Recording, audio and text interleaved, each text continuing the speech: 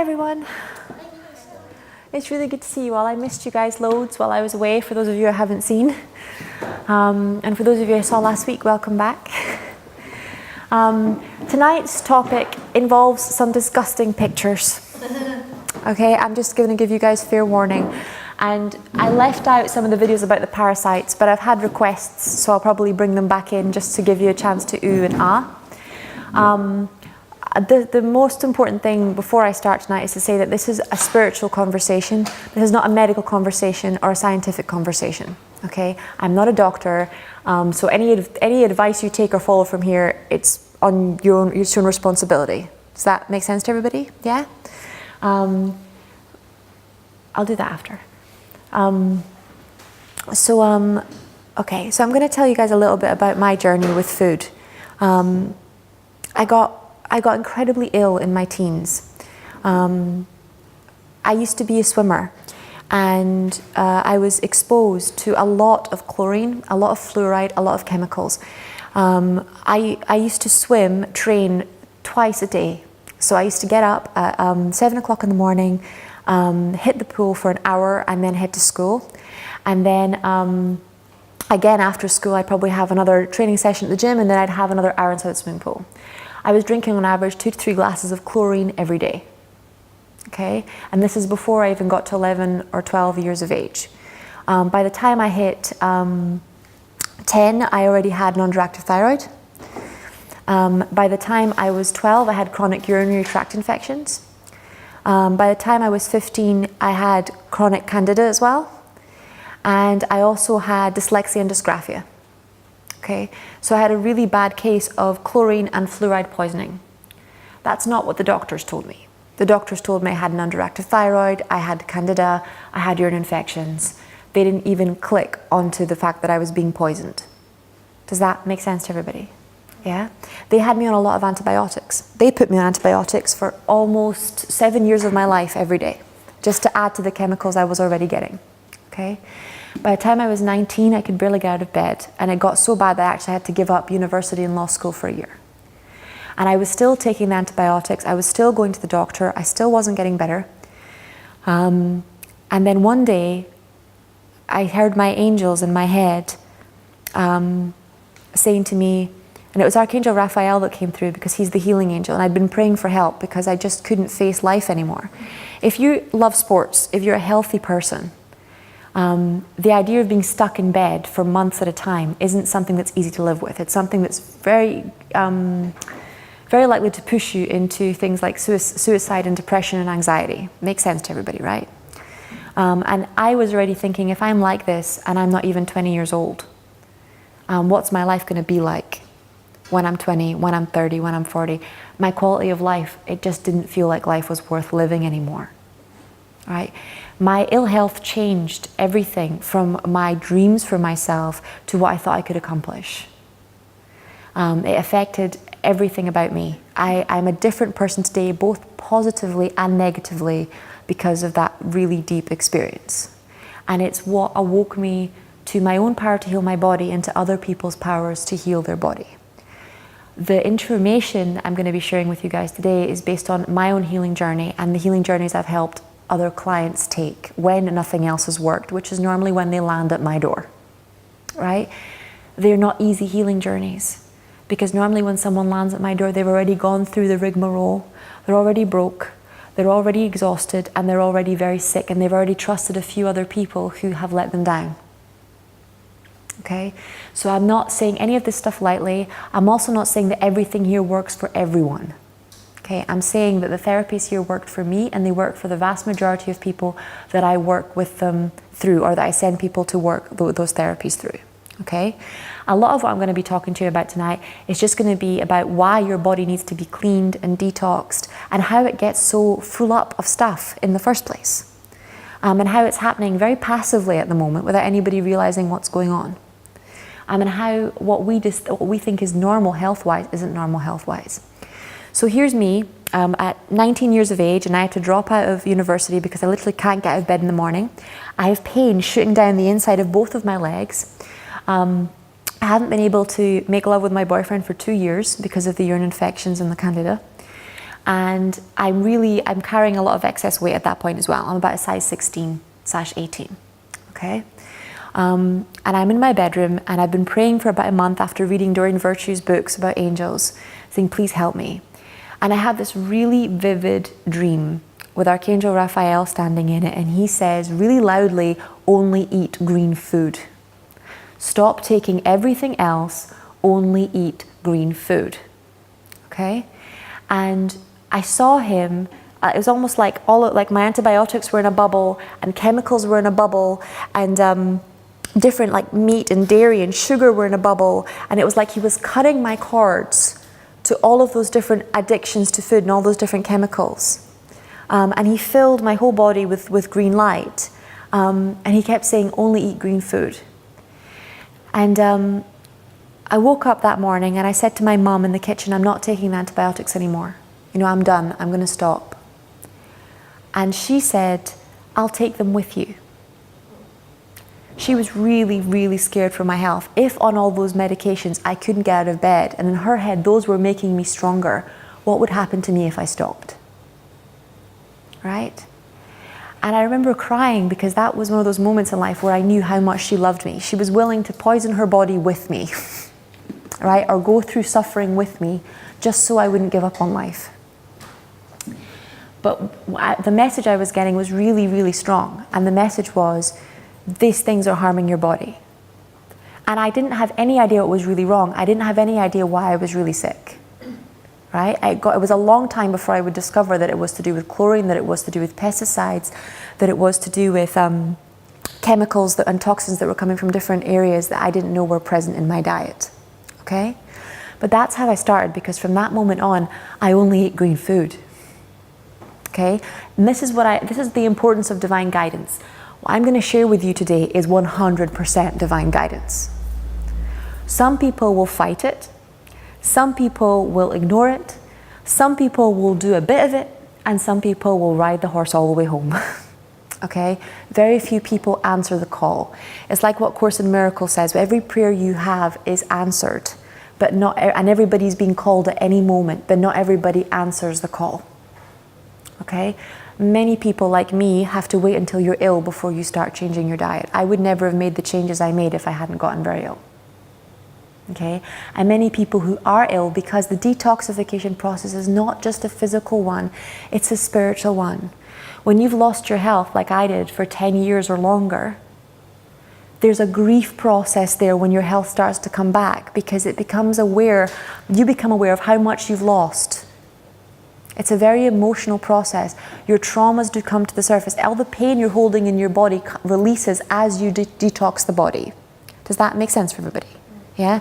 Which is why people get healing crises and why they have emotional toxins come up as they're clearing whatever organ of their body that they're clearing. But I'm going to share with you very practical information. And basically, I started only eating green food. And after a month, I was able to get out of bed. After 2 months, I was back at yoga, I was back jogging, I was back at university.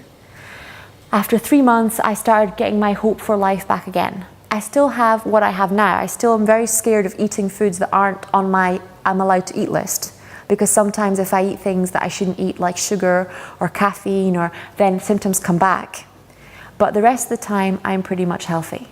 Does that make sense to everybody? Hello, darling. So some illnesses will be gone from the body and you'll be able to eradicate them completely.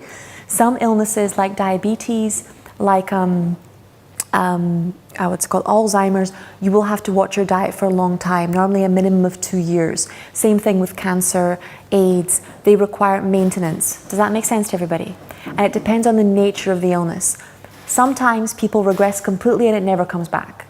And I'm going to be really honest with you guys, I don't know why. Okay? Either way, in my humble opinion and in my deep experience with what it feels like to not be healthy in the past, it's worth it. Because I think if someone had changed my diet to at least half as healthy as it is now, I probably wouldn't have had to go through all that suffering. Does that make sense to everybody?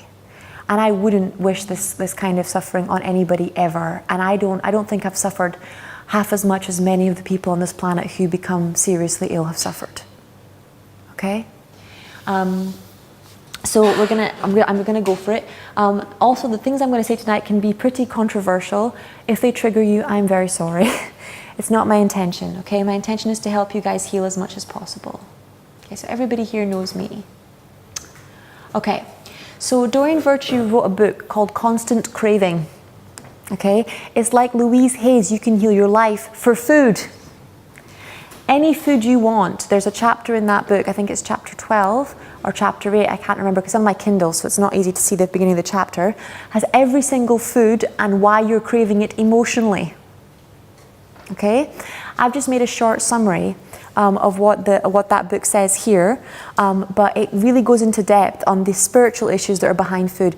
Weight gain and illness and food and diet are spiritual issues. Okay? They're not just dietary issues or about laziness. They're emotional issues. And sometimes they're genetic issues. A lot of people have allergies to wheat, gluten, and dairy because of the pesticides that are coming from the environment, but also because those were the grains was all that the slaves were ever fed. Okay? So now we think of them as healthy food because they're high in fiber. But for generations upon generations, if you were a gladiator, if you were a slave, all you were allowed to eat was grains. You weren't good enough to eat anything else. Okay? So those foods still have that energetic vibration. Does that make sense to everybody? And that's why things come in pairs. So if you're craving chocolate all the time, I know I always am, you're craving for romantic love, okay? That kind of magic to life, that feeling like life is magical and enchanting and a heart connection. Dairy cravings dairy is antidepressants. Okay, it's also a mother's love. If there's one thing I learned from being in Scotland and watching my sister with my new nephew, it's how important feeding is. When she's breastfeeding him, he's here, it's one-to-one eye contact, and he's getting dairy straight from her body. Does that make sense? Yeah? Her milk is tailor-made to nurture his masculine hormones. If she had a girl, it would be to nurture her feminine hormones, to give him antibodies, to give him protection, to give him love. Right? And he is getting that whilst getting the mother's love, eye contact. So most people forget that dairy comes from, that mothering process, but all animals don't lactate unless they're in the birthing process. Does that make sense? Yeah? So they're antidepressants, they're craving for a mother's love, and they also cover up the reproductive urge. So we live in a culture where it's not okay to want to reproduce. Okay? We're not allowed to want kids. We're supposed to want our partner and to want to fall in love, but we think people that go and get artificially inseminated or people that just want children are weird. Right? You don't meet people normally until you're in your 30s and discuss children with them. Right? As a culture, we're not very child orientated, but there are some people that their life's purpose is their children. My mum, for example, her divine life purpose is to work with children, to work with young children in nurseries. So until she got to fulfill that divine life purpose, my house was always full of dairy products. Right? So it covers up the reproductive urge, it soothes, and it also literally infuses you with reproductive hormones. Okay, lots of estrogen, lots of progesterone comes in straight from milk. Sadly, unorganic milk also has antibiotics and pus and horrible things, but I'll go into that later. Salty snacks, stress, anger, and anxiety. Okay, spicy food, excitement. So if your life lacks excitement, you're going to enjoy lots of spicy food. Okay. There's nothing wrong with spicy food. What it means is that you absorb things faster. So the same way that if you eat vitamin C with a meal, you absorb the nutrients in that meal faster. If you eat spicy foods, you absorb things faster. That's why they say a mix of garlic, like if you juice garlic, chili, and lemon, it's supposed to be one of the strongest anti-cancer cures. Right? And the reason for this is that it literally makes you absorb nutrients from your food a lot faster. So people who struggle to digest food quickly, if they put that into their stomach, they can absorb the nutrients straight from the stomach before it even goes into the intestines. Right? So it gets around a lot of the issues with too many layers of gunk around the intestines or your colon detoxification, because you can absorb more food straight from the tummy. Does that make sense? Yeah? So it also means you absorb toxins a lot faster. Okay? So let's say you go to a Chinese restaurant and you order, your Thai food, and it's a spicy thing, and you're literally eating noodles, and that are processed and everything else. All those nutrients get absorbed into your body, including all the chemicals, 8 or 9 times faster. Same thing with alcohol. Let's say you have spicy food and then you drink, you're going to get drunk way quicker than if you just didn't have it before. Does that make sense to everybody? Yeah? So spicy foods increase excitement because they excite your body. They're stimulating foods. Okay? Breads, rice, pasta, comforting and calming. Okay? So if you're looking for soothing, if you're needing reassurance, normally you're looking for those kind of grains. Cookies, cakes, pies, hugs, pleasure, reassurance. Okay?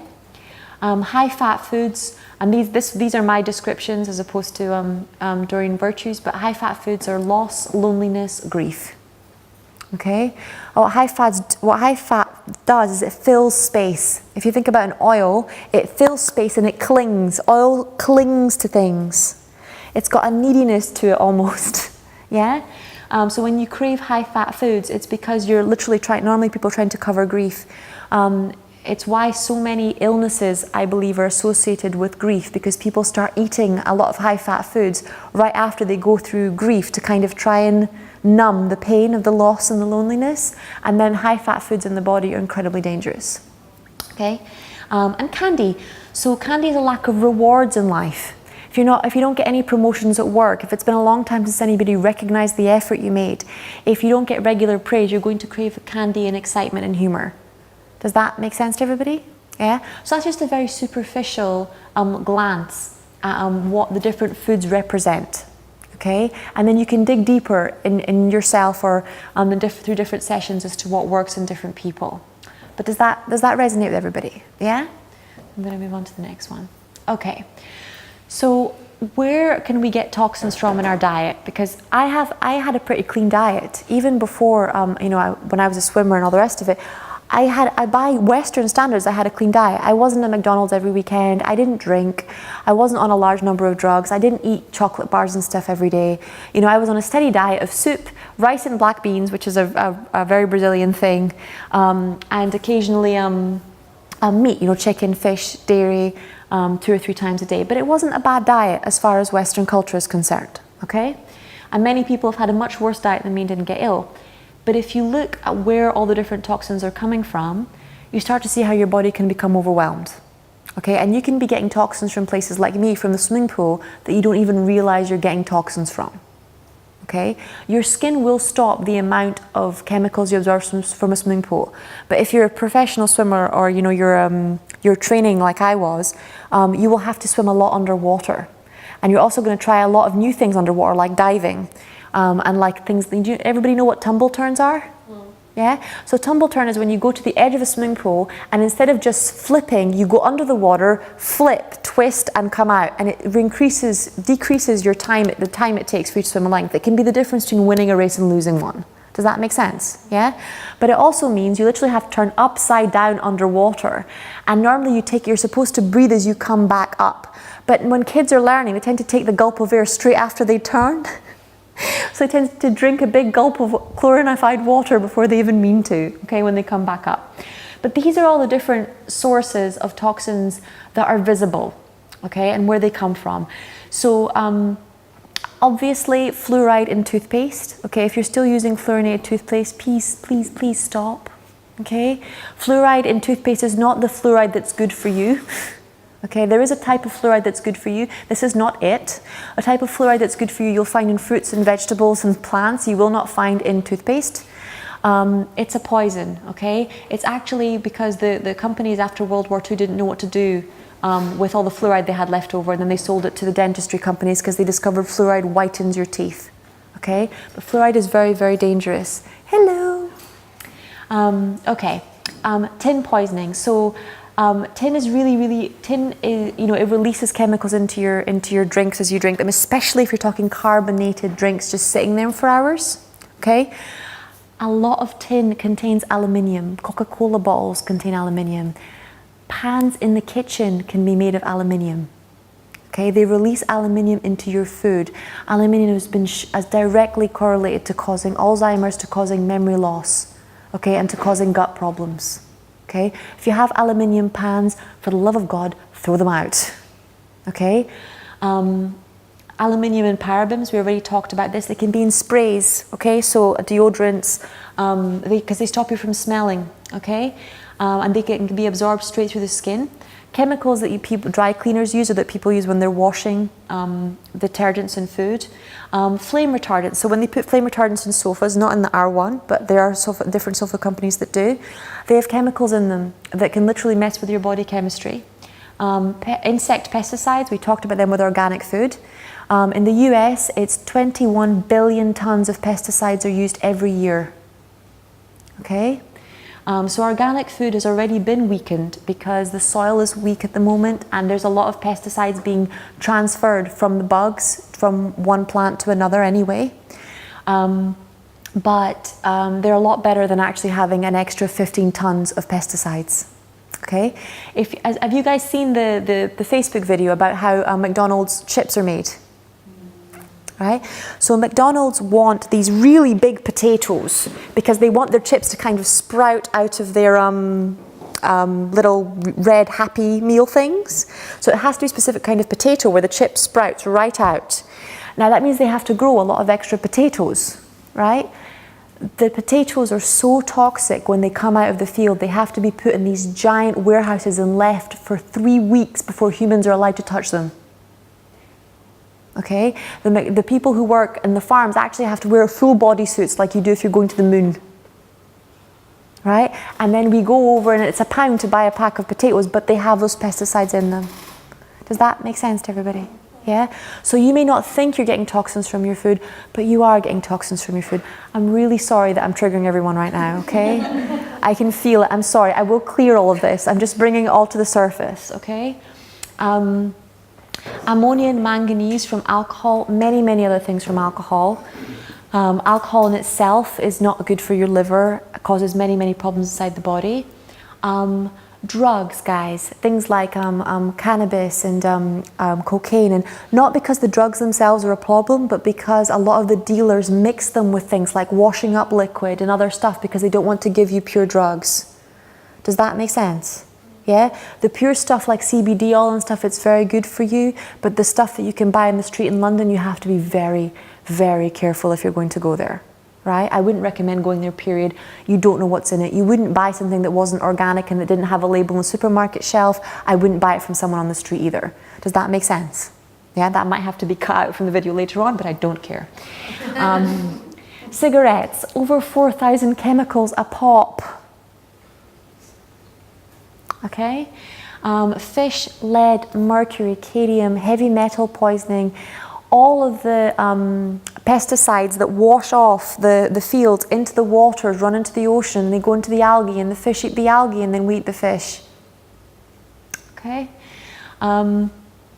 lead in paint, and many other nasty things in paint, and BPA. So what you really have to make sure is that basically anything you're using in the shower, any cream you're putting on your skin, any food that's going in your body is clean.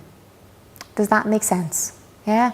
No parabens, no nasties. Can you see how, if you think about your great-grandmother, she was eating organic fruits and vegetables when she went into the grocery store. Okay? They weren't labeled organic, they just were organic. Okay? Because they didn't have tons and tons of pesticides. The Second World War and the First World War hadn't happened yet. Okay? If she went to the supermarket and she wanted to buy soap, it was all natural soap, either made from fat or made from lard, or it was soap, right? There wasn't 9,000 chemicals in it, okay? The biggest sources of toxins in her life would have been alcohol and smoking, okay? And the maximum she would probably have been getting inside her body would have been about 4,000 chemicals if she smoked, which most women didn't, added to alcohol. And even then, it was already causing a lot of health problems back then. Does that make sense? Yeah? And they thought cigarettes were healthy. Like when my gran was a kid, cigarettes were supposed to be healthy. In Brazil, they were touted as being healthy. Help you calm down. Right? Help you calm down. You have less heart attacks if you calm down. Right? They're really good for your lungs. They make you tougher, and they keep you thin. Really good weight loss aid. Okay? So this is what was being touted as healthy when my great-gran was a kid, and before they kind of outed the big tobacco companies. Now we're having many things touted as healthy that aren't healthy.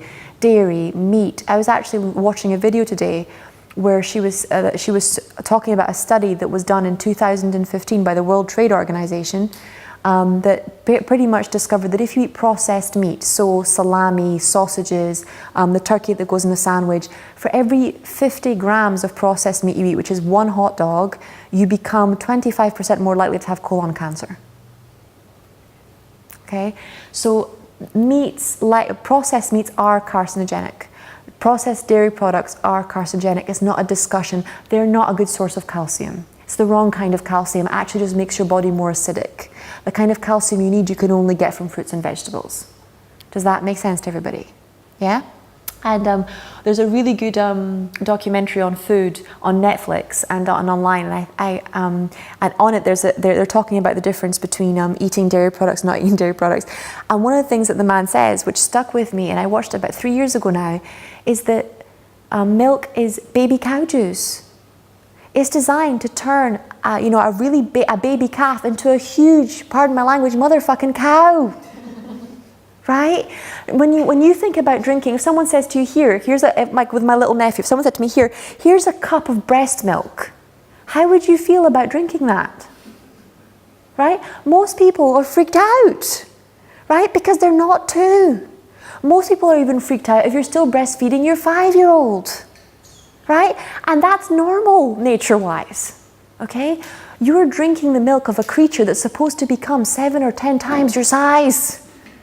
Right, and then we're wondering why things are growing, tumors are growing, we're growing fat-wise, because it's designed to turn a tiny baby calf into a huge cow. Right, and we're drinking it. And not only are we drinking it, it's not like before, farming used to be more localized. So let's say I have a farm with about 50 to 100 cows, okay? The milkman will come round once a week and he will pick up about 1,000 bottles, and those cows will belong to the same family, to the same herd. Does that make sense? So all of those milk from those 100 cows will be mixed, but they'll belong to the same herd, same family, same farm. Nowadays, you're talking about the milk from thousands of cows, from at least hundreds of herds, from many different farms, all being mixed together. So you're not getting baby cow juice formula from one cow or from one herd, you're getting it all. Does that make sense? Yeah? So your body doesn't know what to do with that.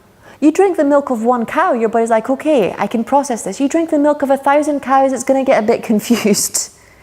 But most people don't even realize that when they pick up a 2-litre bottle of milk in the supermarket, they're drinking the milk of about 200 cows. Right? Including all their pheromones, all their antibodies, all the pus, all the hormones that are being given to that baby cow so that it can grow. And that's not even getting into the cruelty side of the dairy industry. Okay? Because I thought I'm going to get weird enough tonight without creeping you out with that. Okay? But that's already not adding the spiritual side of things, which is the cruelty side. Yeah? I don't want to imagine what my life would be like if my baby was taken away from me and they killed all my boys and then they used my milk and they milked me. And when you actually start becoming more psychic, more conscious, you actually have empathy and compassion, and you're able to talk to animals and you're able to see what they're experiencing, it's mass genocide as far as that's concerned. Does that make sense? Yeah? It's cruelty of mass proportions. You do not separate a mother from her baby. Right? It's not rocket science, it's just kindness. Okay? But can everybody see how your body nowadays can easily have to process more than 10,000 chemicals a day without even realizing it's doing it? Okay? And the main detoxer in your body, does anybody here know what the main detoxing organ in your body is? Liver. It's your liver. Yeah, so it's its job not to just detox your body from all of this, but from all of the toxins your own body produces. Because your own body produces waste and toxins anyway.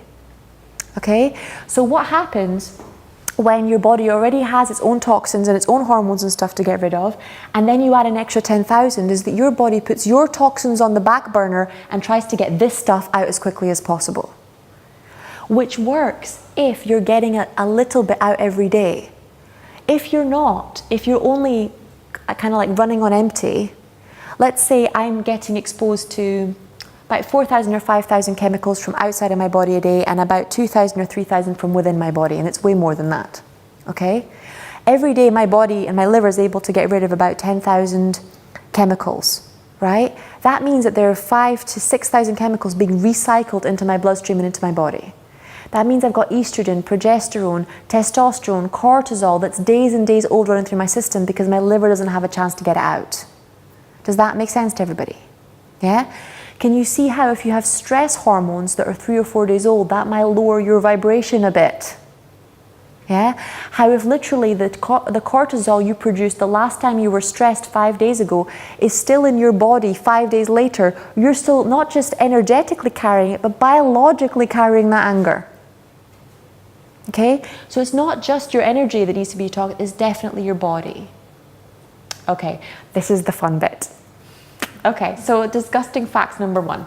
So I got a nice big picture over here, okay? Now it takes your body 34 to 40 hours to process food through your digestive tract, okay? So you can see in my pretty picture here, right, that if you eat a meal on Friday, it's going to be near still coming down from your small intestine and joining into your colon here. Does that make sense? Yeah? If you eat a meal on Thursday, it'll be a bit further down, and Wednesday's meal is almost coming out the end. Does that make sense to everybody? Yeah? So you've got about 4 days worth of meals inside your colon at any one time. Yeah? 4 days times, so about 12 meals are sitting in your colon at any one time. Okay? So learning from my little nephew, if anyone who's ever had a baby, how often do babies poop? Every time they eat. Yes. Yeah? They eat, they poop.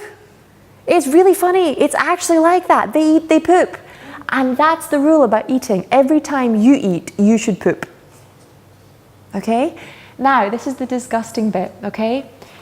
If you eat 3 times a day and go 1 time a day, there's still 2 meals inside you, okay, per that day. That's 14 extra meals sitting inside your colon after 1 week. Okay? That's, by the end of the month, that's 70 meals sitting inside your colon. Sorry. Okay? Now, if you're constipated and you're only going once every 1 or 2 days or once every 1 or 2 weeks, that's over 100, between 100 to 200 meals sitting inside your colon. Does that make sense to everybody? Can you see why you would need parasites, why you would need help eating that food? Can you imagine how many toxins are going into your bloodstream if that stuff is just sitting in your colon? Now, got a pretty picture? Oh, okay. So because you have so much extra gunk sitting inside your colon, it starts to form, you see this green stuff on the outside? Yeah? That's called mucoid plaque. Okay, some people last week, Andrea asked me what mucoid plaque was. That's called mucoid plaque. That's what it looks like, okay? So you're literally, it forms this wall. It's like a kitchen pipe. If you think about your drain pipe, there's layers and layers of fat that build up until eventually your drain gets clogged, right? And it's the same thing with your intestines if you're eating high fatty foods, because it starts to cling to the sides, and also you've got 70 or 100 meals worth, and that's not even multiplying it by the number of years, okay? So it starts to form mucoid plaque, and it covers the digestive tract. Now this mucoid plaque makes it very difficult for you to absorb nutrients from your food.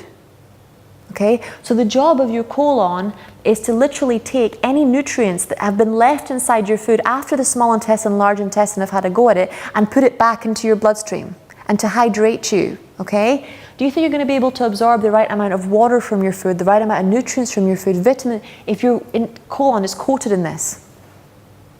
Right? And then people are like, why am I eating and I'm not getting nutrients? Why am I eating well but I can't get it to go into my blood, or it's not showing up into my blood tests? Why do I have anemia? Why can't I absorb iron? Right? And they're getting given tons of iron tablets and it's just getting coated inside the mucoid plaque. Now this is actually quite a nice level of mucoid plaque. Some people have a lot more mucoid plaque than that. And the mucoid plaque can hold all sorts of things in it. Marbles, old pills and antibiotics that you took, old drugs that you took, including medicine like actual antibiotics like me that are in the system. And as the mucoid plaque starts to peel off the walls of your colon, as you start to detox, things start coming out of you that you would never expect. Okay, weird and wonderful things. Okay, which I'm not going to go into here, but can everybody see how it would make it difficult to absorb that stuff from your food? and how if you'd had food sitting there, like we're talking about 70 extra meals a month. What's 70 times 12, guys? Someone do the math for me.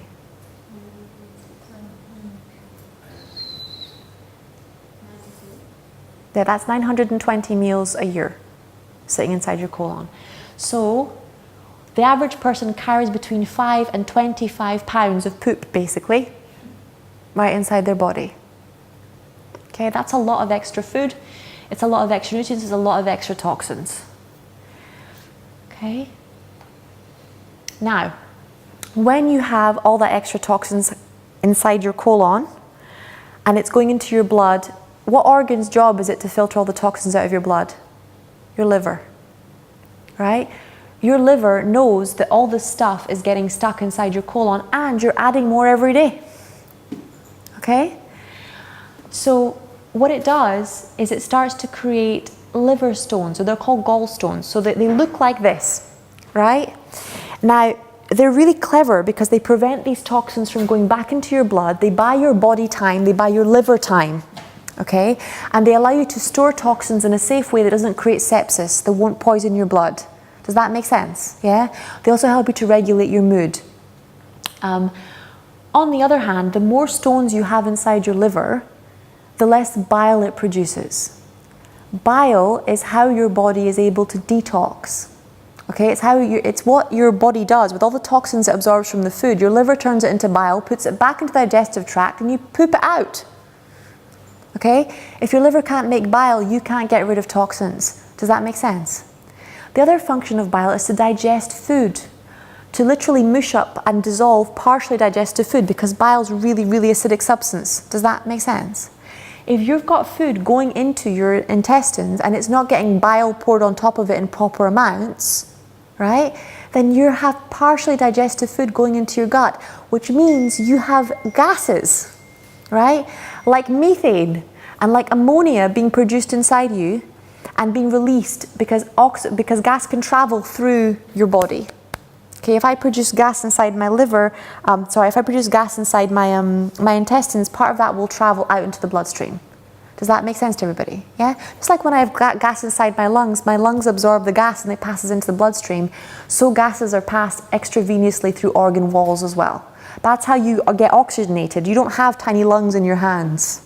Yeah? Your blood carries the gas to the different parts of your body. Your blood carries the oxygen.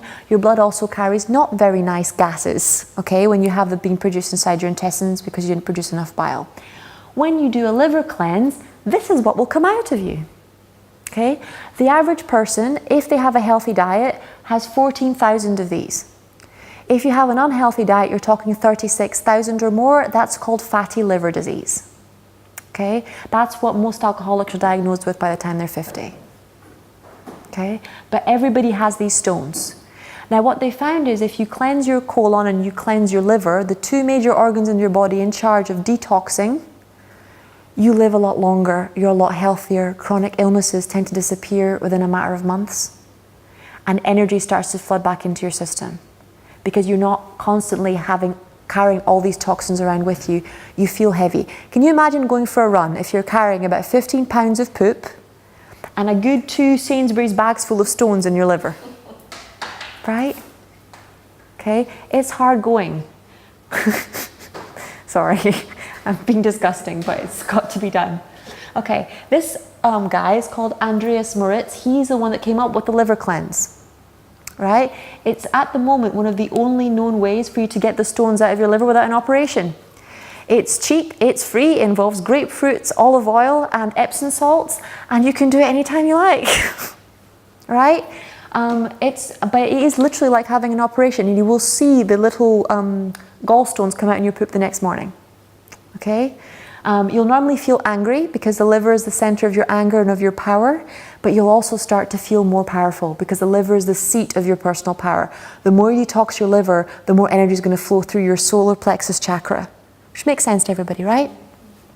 Okay, so if you look, he wrote a really good little book. It's tiny, it's like £6. It's called The Amazing Gallbladder and Liver Flush. And it's a really simple process. You basically drink malic acid or apple juice for 6 days, and then before you go to bed at night, you down some grapefruit juice, some olive oil, and some Epsom salts. And the next morning, when you go to the loo, out come all the little green stones. Okay? It's not difficult. You can't patent it. You can't make millions out of it. The pharmaceutical companies aren't interested. Okay? We are, because it works. Okay? And it works quickly. Within 6 months to a year of doing liver flushes, people who would literally have died from liver failure no longer, their liver regenerates. Okay? Your liver is actually a very powerful regenerator. You can cut half of that out in an operation, it will grow back. No other organ in your body does that. Okay? Your liver wants to heal, it needs to heal. When it starts getting clogged up, it starts to panic. Okay? Because its job is to make sure your body is healthy and happy, and it can't do that if you're clogged up, which makes sense to everybody, right? Now, nobody wants to hear any of this when they're sick, okay? And this is why it's so important that you guys are here now, because prevention is the best cure.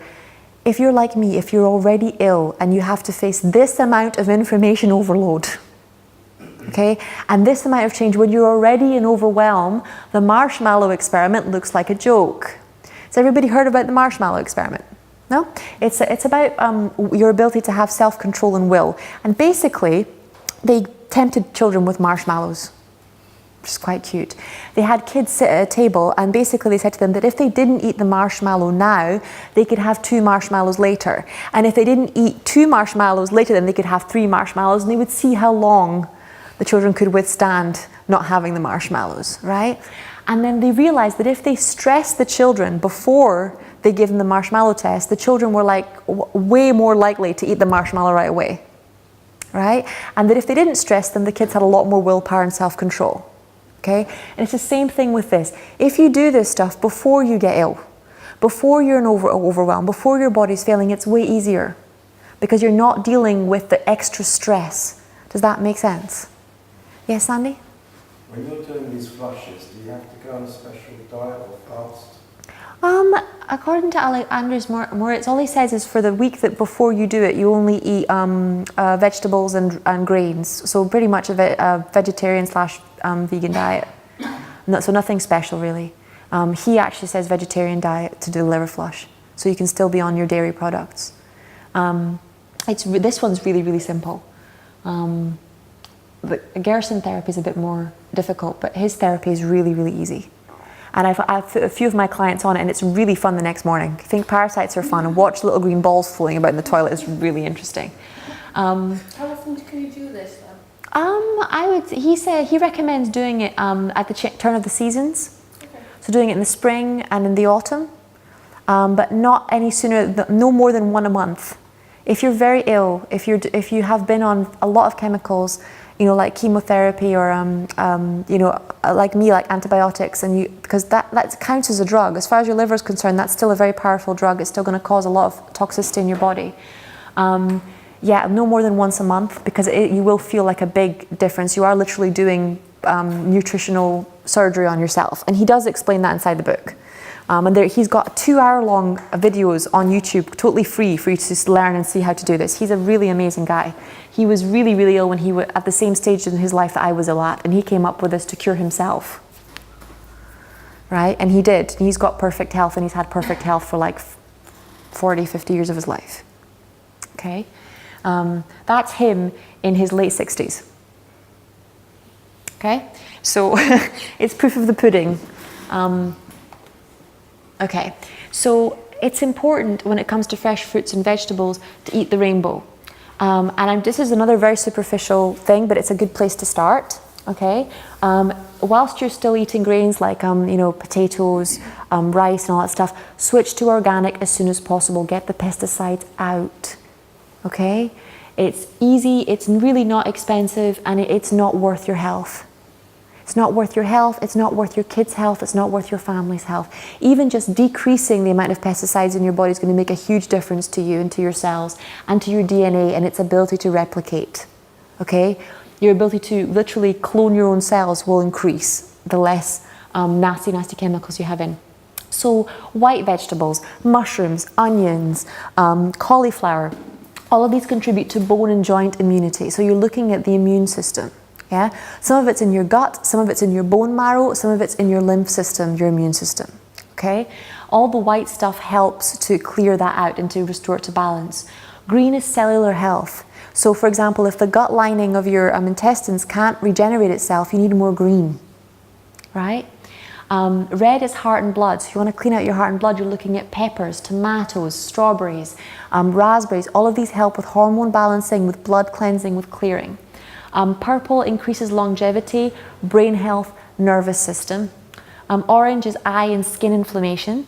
So, even jaundice, you're talking about things like vitamin C deficiency here, yeah, and problems with not being able to absorb vitamin C. And yellow is all about skin.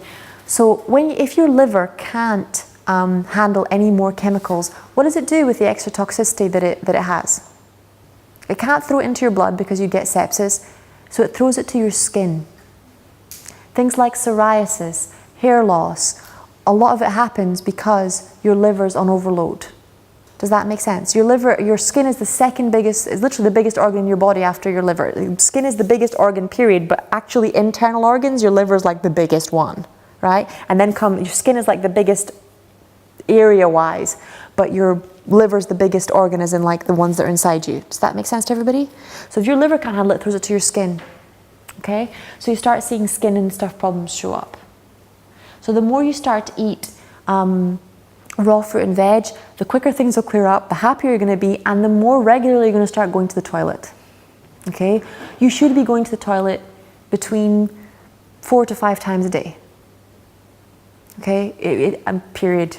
If you're eating 3 meals a day, actually, if you want, one of the fun things to do is to actually put everything that you eat inside a bag. Okay, and because it's your stomach. If I take the butternut squash or half the butternut squash I had for dinner, and I add 2 tablespoons of rice, and I add, let's say, a tub of hummus or half a tub of hummus to that, and then I add a cup of a big tub of soup, which is what I normally have for lunch, and then some flax seeds and some fruit, which is what I have for breakfast, and I hold it in a bag. I can feel the weight of it. Does that make sense? So I'm aware of the amount that is going to have to come out the other end. Okay, now there's a lot of toilet trauma. Okay, when you're in nursery school, are you allowed to go to the toilet every time you ask? Is it embarrassing to go to the toilet around other kids? Do you get told to be quick because you have to get back for lunch or they're about to start the next group practice? Yeah, they're going to start singing. You have to get back to the class as quickly as possible. You get trained from when you're tiny not to go to the toilet. Some of the things adults even say to each other nowadays is like, I'm an adult, I can control myself, right, about going to the toilet. You're not meant to be proud of keeping excess toxins in your body, okay? And I think it's a crime to teach children to be sad and to feel ashamed of going to the toilet, okay? Plus, we're also told that toilets are dirty, you don't want to go to the toilet in somebody else's house, we're embarrassed about the smell. There's all sorts of other things going on, right? But dogs don't have that. Animals don't have that. They need to go to the toilet on a regular basis, right? We need to go to the toilet on a regular basis. It's not natural to be eating as much as we on average eat, and most people eat quite a bit more than I do, and not letting it out somehow, okay? It makes us make nasty smells from other places, right? It gives us bad breath, it gives us gas, it means we create foul body odor, and it means that in general we're very low and lethargic and we feel heavy, okay? So when you start eating the rainbow, it's the first information about detoxing that you need, and probably the only information about detoxing that you ever need. If all you do for the next 5 years is only eat fruits and vegetables, your body will completely and slowly detoxify itself. Does that make sense? Anything you have will repair itself. The issue is when you're very ill, and when you're not okay, this process can be too slow, detoxification process. If you're talking, like we talked about, on how many did we say? It was like 900 and something meals per year would be inside your body. Times that by 30 years. Okay, let's say you started becoming, let's say you started, having toilet issues when you were in your early 20s. 30 years, you're in your 50s, and a lot of people are getting diagnosed with cancer in their 50s. That's almost,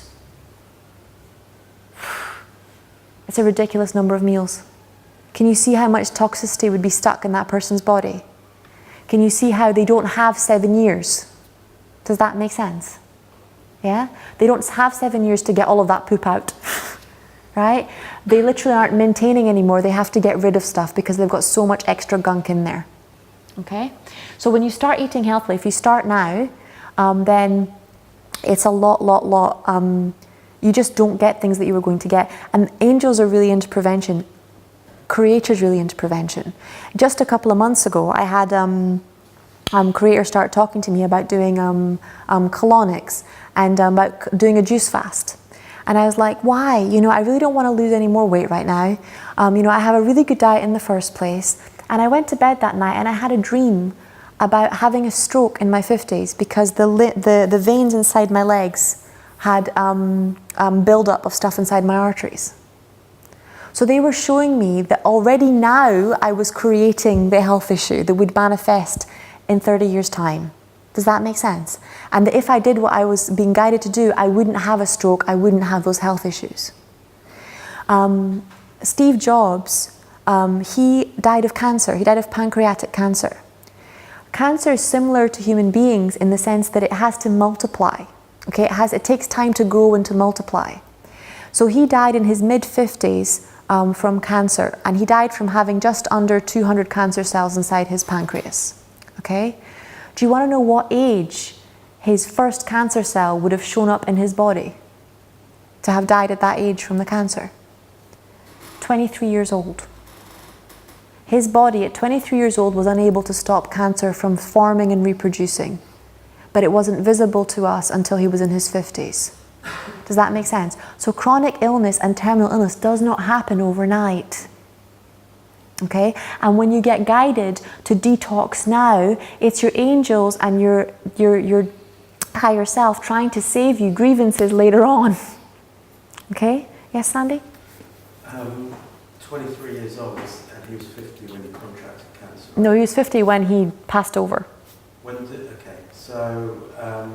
50-something when he passed over, yeah. Is that pretty standard for everyone who contracts cancer? Every type of cancer is different. Some grow faster than others. But yeah, most people that end up with cancer in their 40s or 50s have signs of it in their 20s or 30s.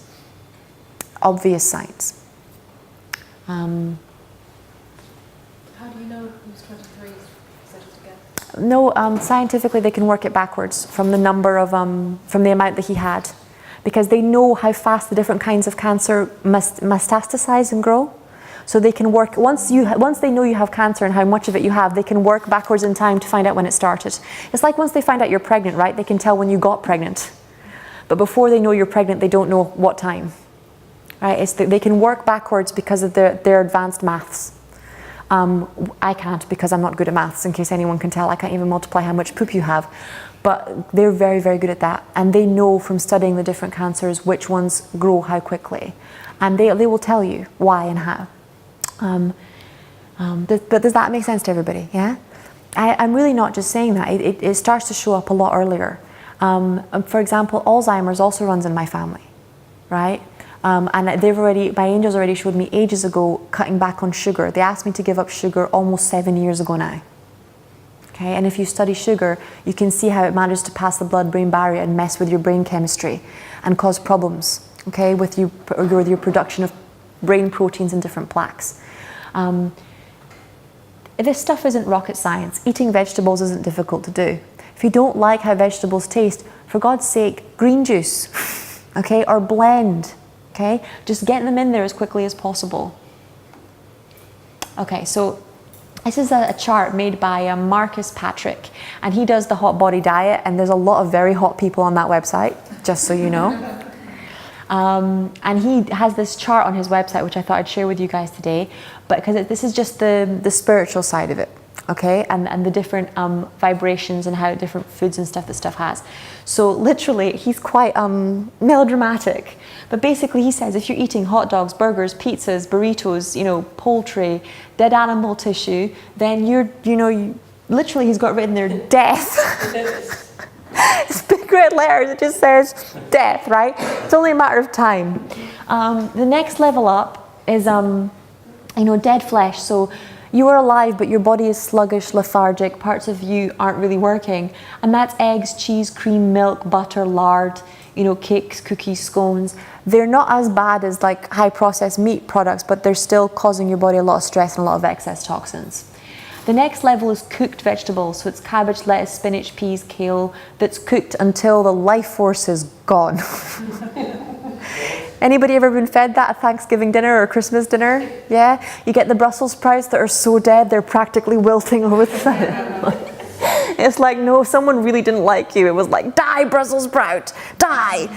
It's that kind of energy. If you eat dead vegetables, they're dead, yeah? However, a lot of therapies, including the Andreas Morisat liver flush and stuff, they include cooked vegetables. They don't mean for 40 minutes, okay? They mean for like 5 minutes or 10 minutes, okay? Maximum slow roasted in the oven at like a really low temperature or dehydrated. They're not talking about killing your vegetables to within an inch of their life, okay? The next level up is fruit. So raw, apples, vegetables, raw fruit and veg. They're literally human beings are we're omnivores, right? You don't really see all you have to do. My sister has a little dog called Rio, right? And we were going for a walk in the forest when she was trying to induce labor with this Rio next to us. And Rio is a carnivore, right? He's a doggy. So you know what he does when he sees a dead mouse on the floor? He picks it up and he eats it, right? And all that happens is the next day he poops it out and he doesn't get sick and he doesn't throw it up and he's fine. What would happen to you if you ate a dead mouse? Yeah, we don't have the enzymes required for us to be carnivores. We don't even have the teeth required for us to be carnivores. Do any of you ever get the urge to run after animals on the street, bite them and eat them? No. When you walk into a supermarket, do any of you ever get the urge to eat the fruit and vegetables? When you smell oranges, do you want to eat them? When you smell apples? Yeah? When you smell cooked grains, does it make you feel hungry? People actually have to cook meat and mix it in with grains for us to be interested in it. Think about sausages. They mix it in with flour and with tons of it and they package it nicely, but they mix it in a way that makes it more palatable to us. But if someone just literally punks a big steak in front of you without it being cooked, you're not interested. Anyone ever seen a dog around steak? They go mad, right? If you put a steak next to a bear, bonkers. Because they have the enzymes to digest raw meat. And they will sit there in the middle of the forest eating the guts out of animals. And it doesn't have to be cooked. If we do that, we literally die from blood poisoning. Okay? We're made maybe to have fish every once in a while. Maybe. Even then, teeth-wise, body-wise, that's not what evolution shows. We have the same teeth, literally, as omnivores. We're made to eat fruit, veg, and insects. Okay, you want to eat meat, eat insects till you're blue in the face. Okay, high protein, low fat content. Many countries eat insects. It's not a joke. You know, you can eat them very, very happily. Okay, so it's very, very high there already. And then you get to very high mineral-containing life force energy. So things like cacao, spirulina, chlorella. Limes, goji berries, seaweed's like living light. Seaweed, if you start eating seaweed, your body, it does mad things. It's insane. Some people call that level of food group liquid light. Okay, they really detox the body very, very gently. Spirulina and chlorella will remove heavy metal from the body, will literally repair damaged DNA, will remove free radicals. And they're like in one go. Also, I defy you to eat a tablespoon of spirulina and not need to go to the bathroom.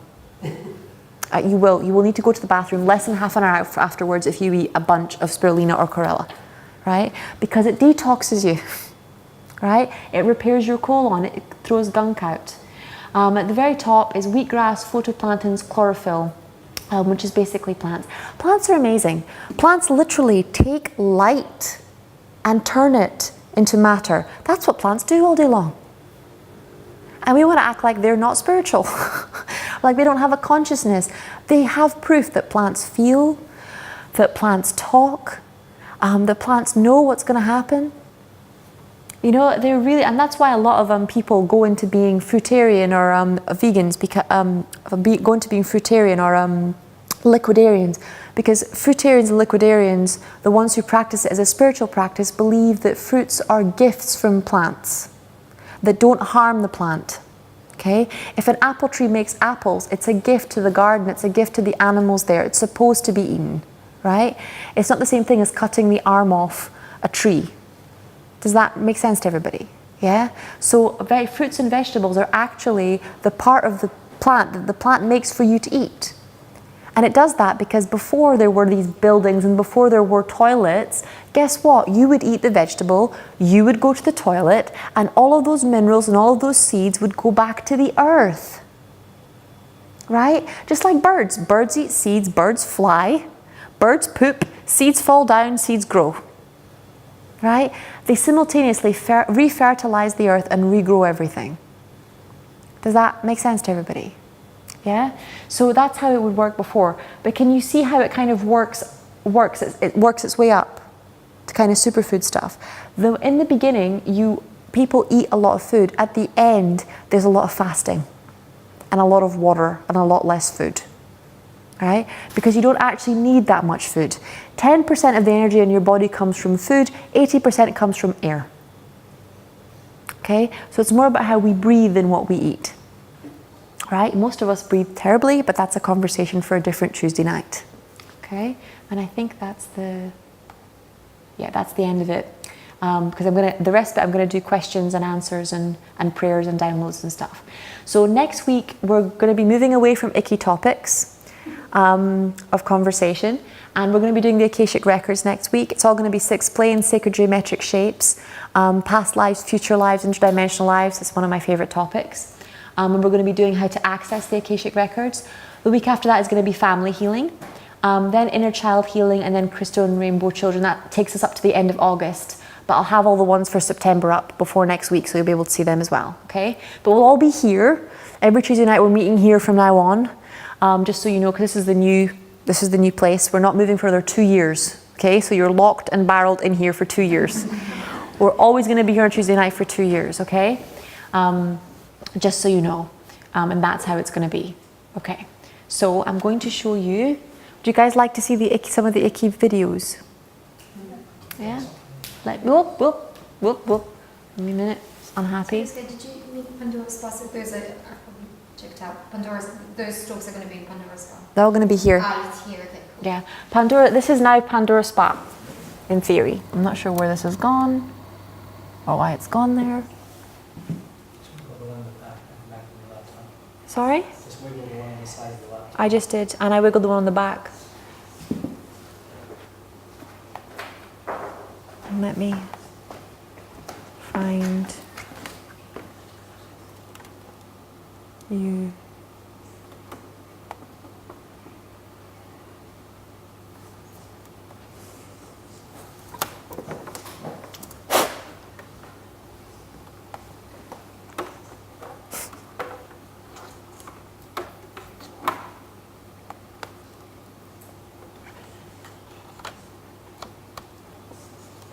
Ah. Okay. Okay. Right. I'm going to search.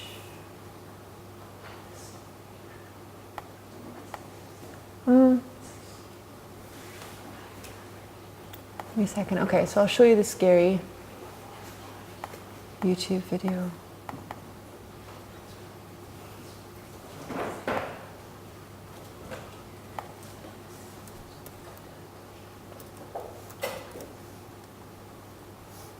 I need YouTube, don't I? Okay. Right, so when you have all that gunk sitting in your colon, basically what happens is that creatures start to live in it. Okay? They lay eggs, and they stay with you for a nice long time. Parasites can live into you for up to 26 years. Okay, where is it?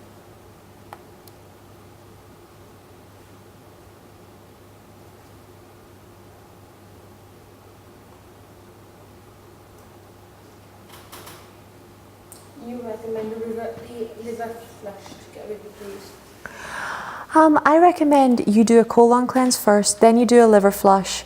But when you do, if you do coffee enemas will actually kill parasites at the same time as doing a liver flush.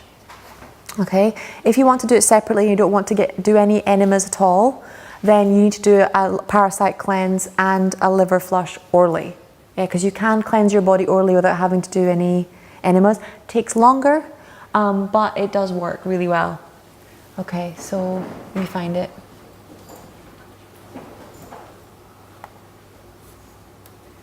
Type in.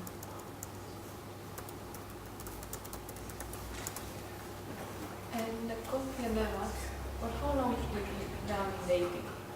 Coffee enema, for how long should you keep them?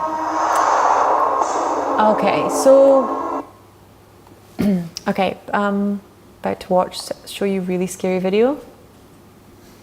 Okay, so parasite cleanses between 30 to 90 days. Maybe. Yeah. I know it sounds weird right now, but if you do decide to go into coffee enemas, you're going to like them. Okay? In the beginning, you think you're going to hate it and you don't know why you're doing it, but you actually feel ridiculously good and ridiculously strong. It's kind of freakish. It really is kind of freakish because you literally triple the amount of your liver's capacity to detox itself and to detox your body. So within 3 or 4 days, people who are terminally ill feel a lot stronger and a lot better. So people who are just dealing with minor chronic illnesses, it's like overnight, and it's a really big shift.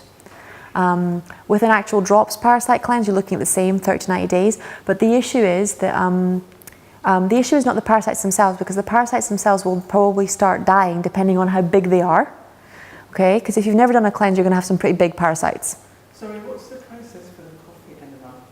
I will tell you all that in a minute. Okay. Let me show you the scary video, just so we can all rejoice together. Okay guys, tell me if you can hear this, okay? Do you think parasites are connected with a lot of the diseases we have today? It's fine, they can hear it. No. I think it exists. I don't think it's a big problem. Are you interested You're right in in the knowing middle what of the screen. parasites do to you? Probably, I mean, yeah. Probably not for me. I'll be honest, it doesn't really interest me.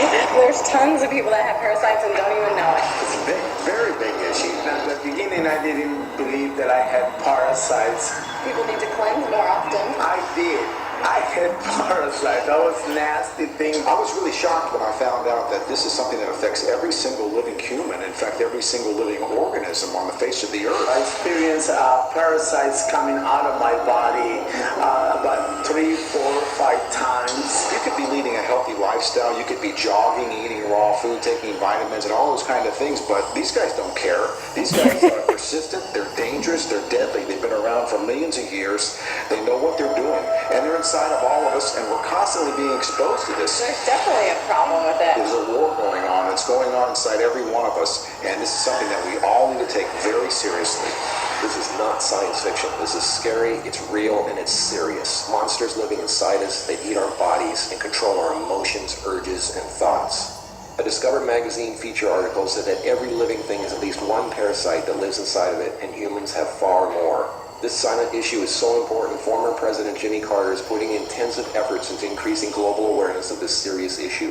As a colon hydrotherapist for approximately 21 years now, you wouldn't believe what I see coming out of people's bodies.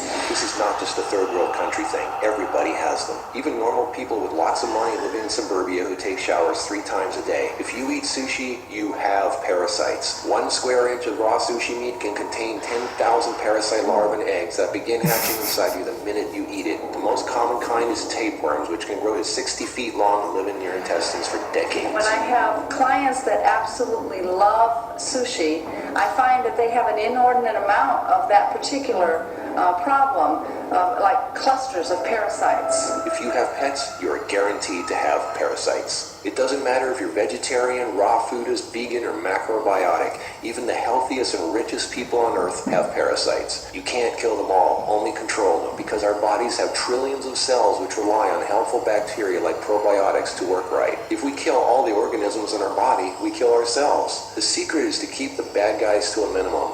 Make our bodies so healthy and clean, the undesirable guests won't want to stick around. Don't feed them the junk food they love. Sweet stuff, bread, alcohol, rice, pasta, milk, cookies, crackers, cereal, meat, cheese, cooked foods, refined carbohydrates, soft drinks, commercial fruit juices, junk foods. They love the food you love and hate the food you hate. Even letting yourself become run down energetically allows them to get stronger. So who's winning, you or them?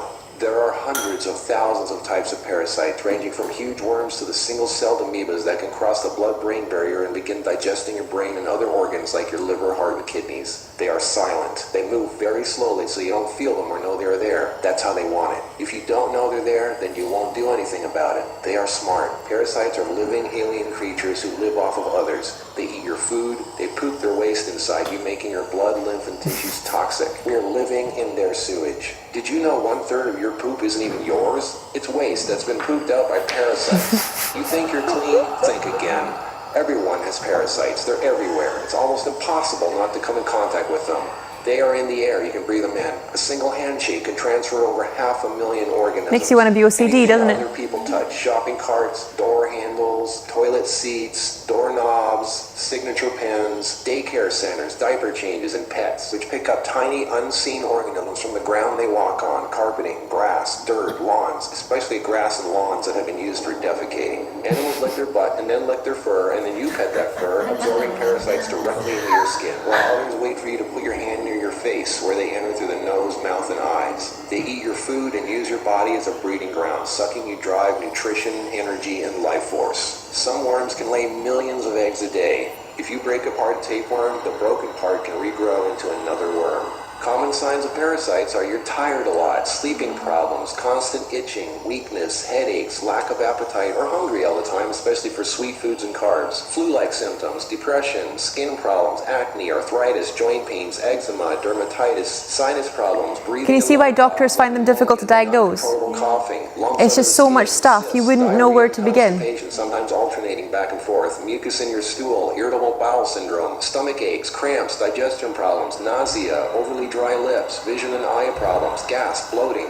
Parasites can burrow into your brain and cause nerve damage and eye problems. They can multiply so much in your gut what you think is fat may in fact be entire nests of parasites. They can clog up your digestive tract so much no food can get through, making you constipated. They love to live in your stomach and intestines because that's where all the food goes, and you feed them every day. As a matter of fact, it's said that almost every health condition known can be connected with parasites in some way. I've seen actual tapeworms come out of a person.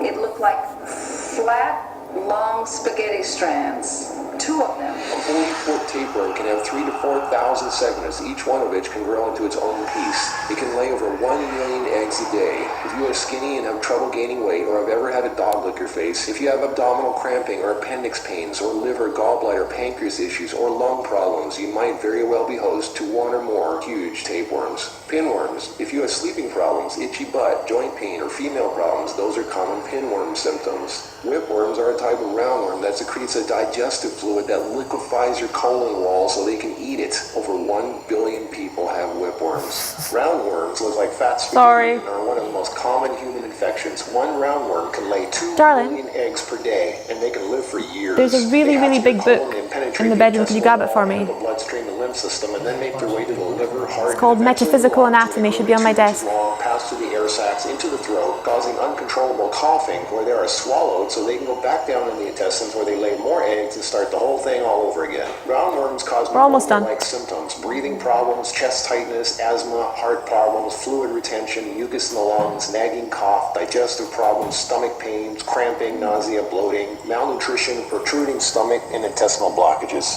Sushi is one of the major sources of tapeworms. Okay, so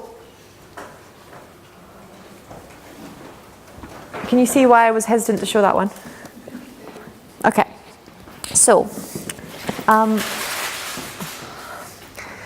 when you have all that extra gunk sitting inside your body and you've eaten all the extra meat, right? Whether it's sausages, whether it's what's it called? You know, mince, whether it's chicken or whatever, because everything carries its own parasites. Whether it's sushi, it's got eggs in it, and then it just sits there. Sometimes for a week or 2 weeks. It gives them plenty of time to hatch and to grow, and then to multiply. Does that make sense to everybody? This is not a weird thing if you have parasites, okay? I have parasites, I had to clean them out. If you have a dog, how many times a year do you worm the dog? 2 or 3 times a year. It's like clockwork. You don't think the dog's disgusting, you just worm the dog, right? And we're exactly the same. 2 or 3 times a year, or you know, normally once in the spring and once in autumn, give yourself a deworm. You know, you can literally take a deworming tablet that kills all your parasites, or you can do a parasite cleanse, or you can do, you know, a month's worth of coffee enemas, and they'll all die. And then when you eat, they'll all come back again, and then you'll just, when you start feeling low again, you just clear them out again. It's just that we've been taught that we're somehow better than animals, and that we don't have the same health problems that they have.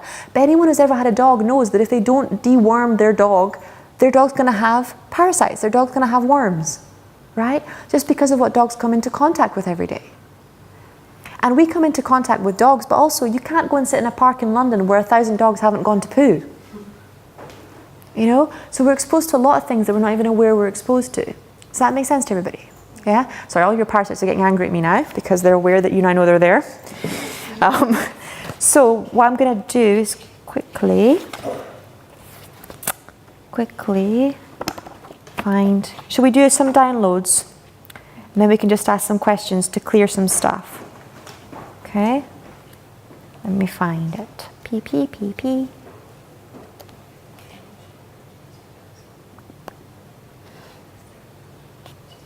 Sorry. Yes, I was as well.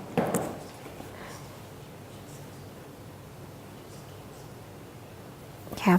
If you're not freaked out by watching this, right, then you're not normal. This is weird stuff. And your parasites don't want you to know they're there. So most likely by the time you get home tonight, you'll have forgotten. Because right now you can't tell the difference between your parasite's thoughts and your thoughts. But after I'm done with you, that will no longer be an issue. Okay. Okay. Okay, so just close your eyes for me.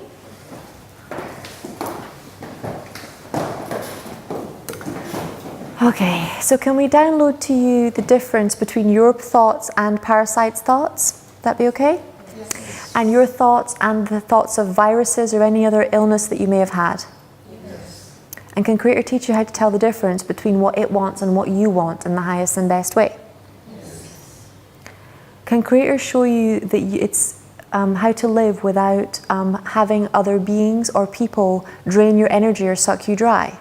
Yes. Can Creator show you that you're allowed to have nutrients in your food and in your life, and that you're allowed to absorb those nutrients in the highest and best way? Yes. Can Creator release the shock and trauma of discovering that you have parasites? Yes. Any beliefs that only dirty, disgusting people have parasites? Yeah? And can Creator show you Creator's truth about parasites, about detoxing your body?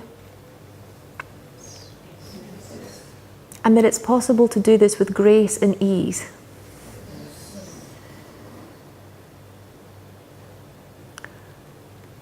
And I want you to imagine all the different foods that you're addicted to in front of you.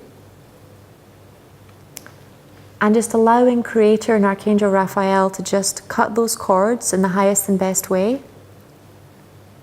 Creator of all that is commanded that all of our food addictions be cleared now in the highest and best way. Thank you, it's done, show us.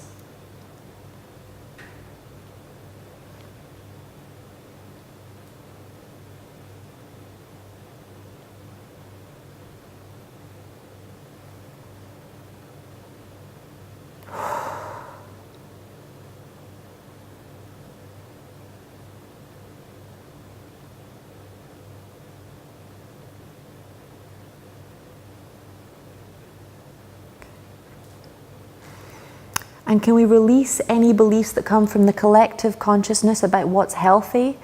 Really, any beliefs that you need meat to be healthy and to grow, any beliefs that you need dairy for calcium.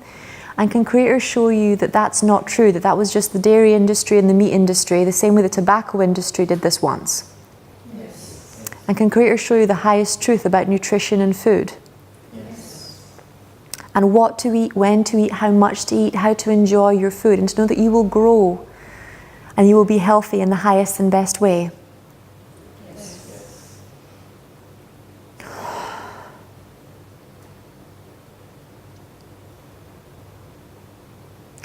Can we download you with comfort, reassurance, romantic love, excitement, enchantment, and make your definition of these the same as creators? Yes. And can creators show you how to create these, enjoy these, feel these, without having to use food? Yes.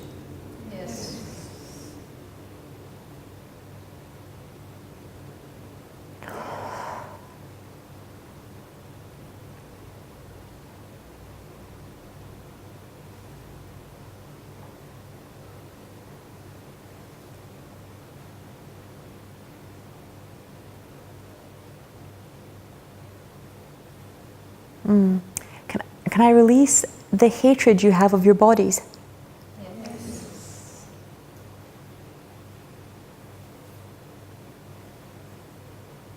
And can I also release the belief that you should be able to eat and do whatever you want?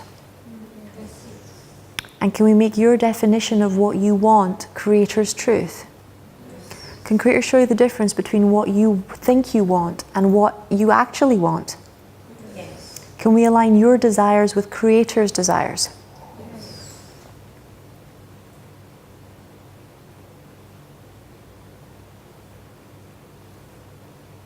Can we download to you that you can heal, that it's possible to heal?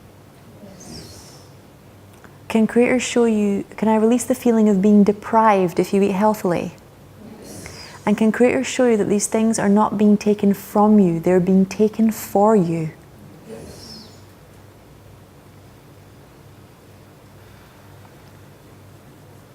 And can we download you how to see your body clearly and how to know when it needs to be cleaned in the highest and best way?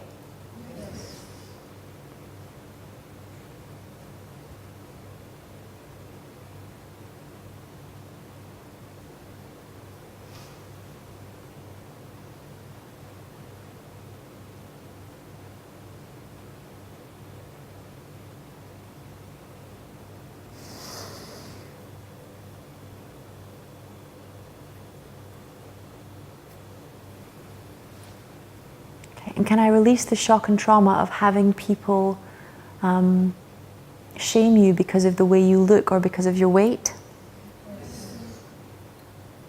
And can creators show you the difference between detoxing and eating a healthier diet and dieting? Yes. Can we complete the shock and trauma of dieting? Yes. And can we show you how to eat healthy foods and beverages that are enjoyable to you?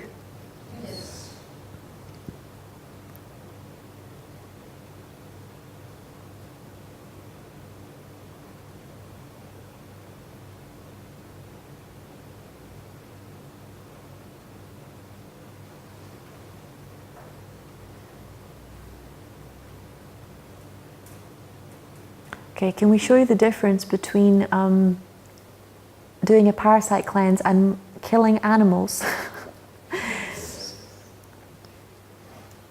And can we show and teach your higher selves that you're allowed to have a healthy physical body and that you don't have to host other beings that haven't asked for your consent to be there?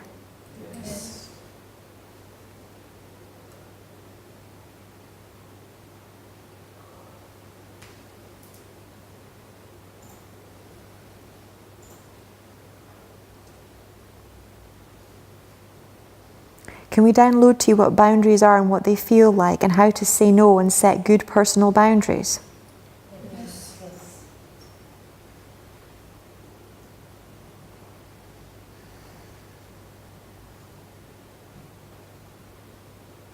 Can we release any areas and any shock and trauma where you felt controlled by strict emotional parents And you weren't allowed to set healthy boundaries.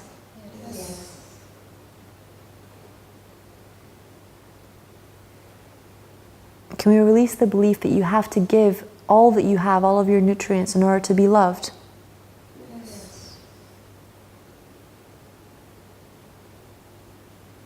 Can we download to your immune system how to recognize the difference between parasites, viruses, and other unwelcome beings inside your body, and the beings that are healthy inside your body?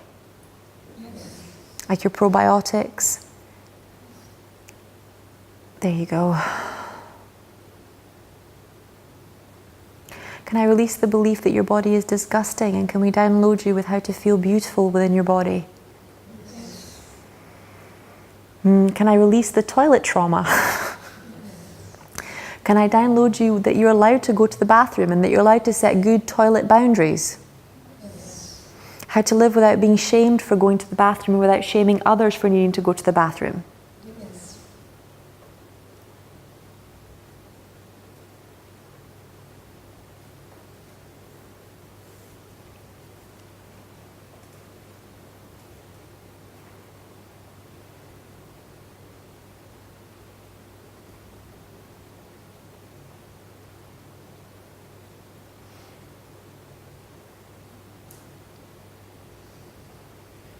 Can I release the belief that you only get love from people if you follow strict instructions? And that you have to please others in order to get love? Can we download you with what worthiness is and what worthiness feels like?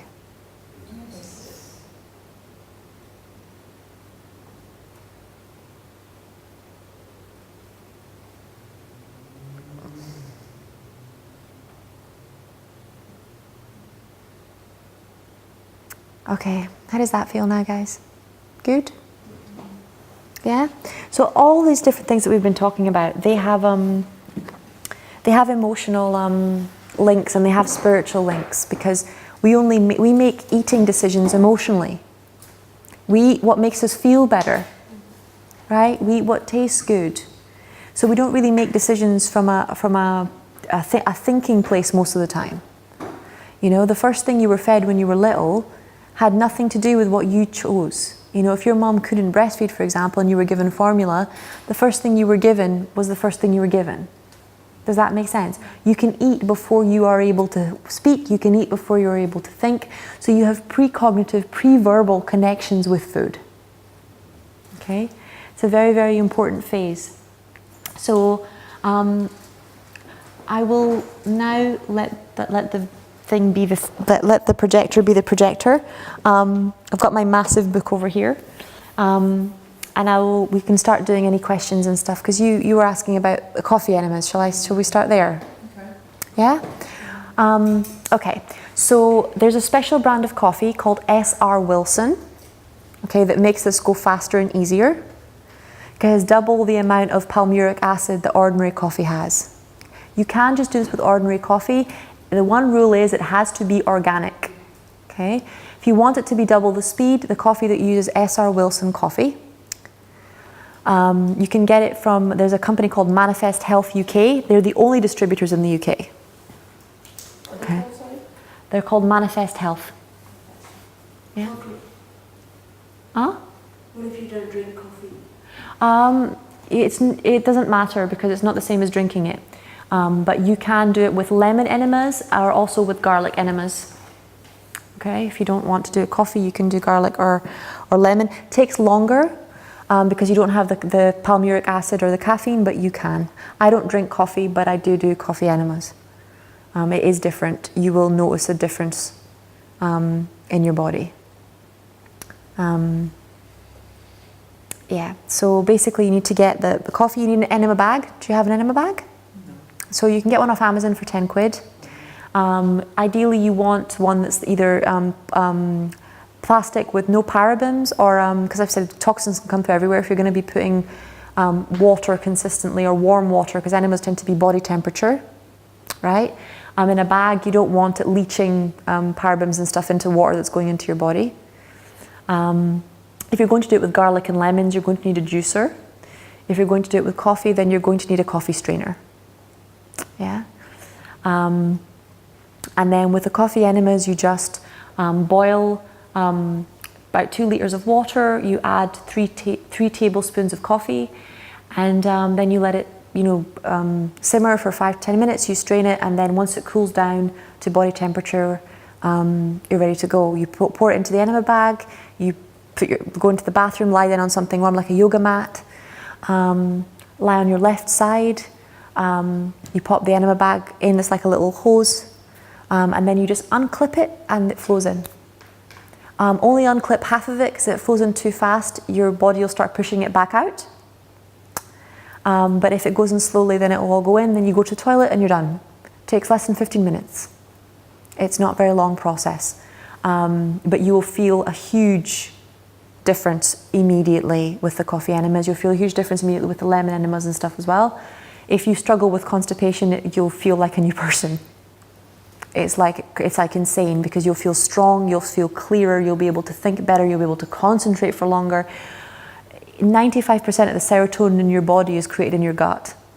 So when it's all clogged up with rubbish, your ability to feel happy, think about it, gut feelings. Right? So a lot of our inability to feel or being stuck in negative feelings is because your gut is full of crap, literally. Right? So when you start taking it out, suddenly there's space for other things. You will also feel very hungry afterwards, okay? Please do not eat anything with salt straight afterwards. Juices are good, especially things like apple and carrot, because they have a lot of B-carotenes and they have a lot of electrolytes. Coconut water, soups, cooked vegetables, roast vegetables. You will feel hungry afterwards, like a baby, right? When it goes to the toilet, it wants to eat. Because not only did you go to the toilet, you actually took some of the mucoid plaque off of the wall. So your colon, your small intestine are suddenly going, I can absorb nutrients, let's get some nutrients in there. Right? So lots and lots of things like coconut water, juices, fresh vegetables straight afterwards. You will feel hungry, have it prepared. Otherwise, because you will crave shit you shouldn't be eating. Okay? Because your body's detoxing. Your parasites know their days are numbered. Right? So they will be literally flooding out messages to you being like, please eat stuff that we can get stronger on. How often do you recommend this? I'd say if you've never done a parasite cleanse, right, I'd say do 2 this year. If you have done one before, then once a year is normally more than enough in the springtime. Do one off and then that's it for 6 months? Yeah. Yeah. It's not something you have to do all the time. It's just something that, and when you do it, again, you only have to do it for a week or for half a month. But if it's your first one, you saw the length of some of the tapeworms. Some of your parasites have been with you for 10, 20 years. So you're not killing a small thing, you're killing quite a big thing.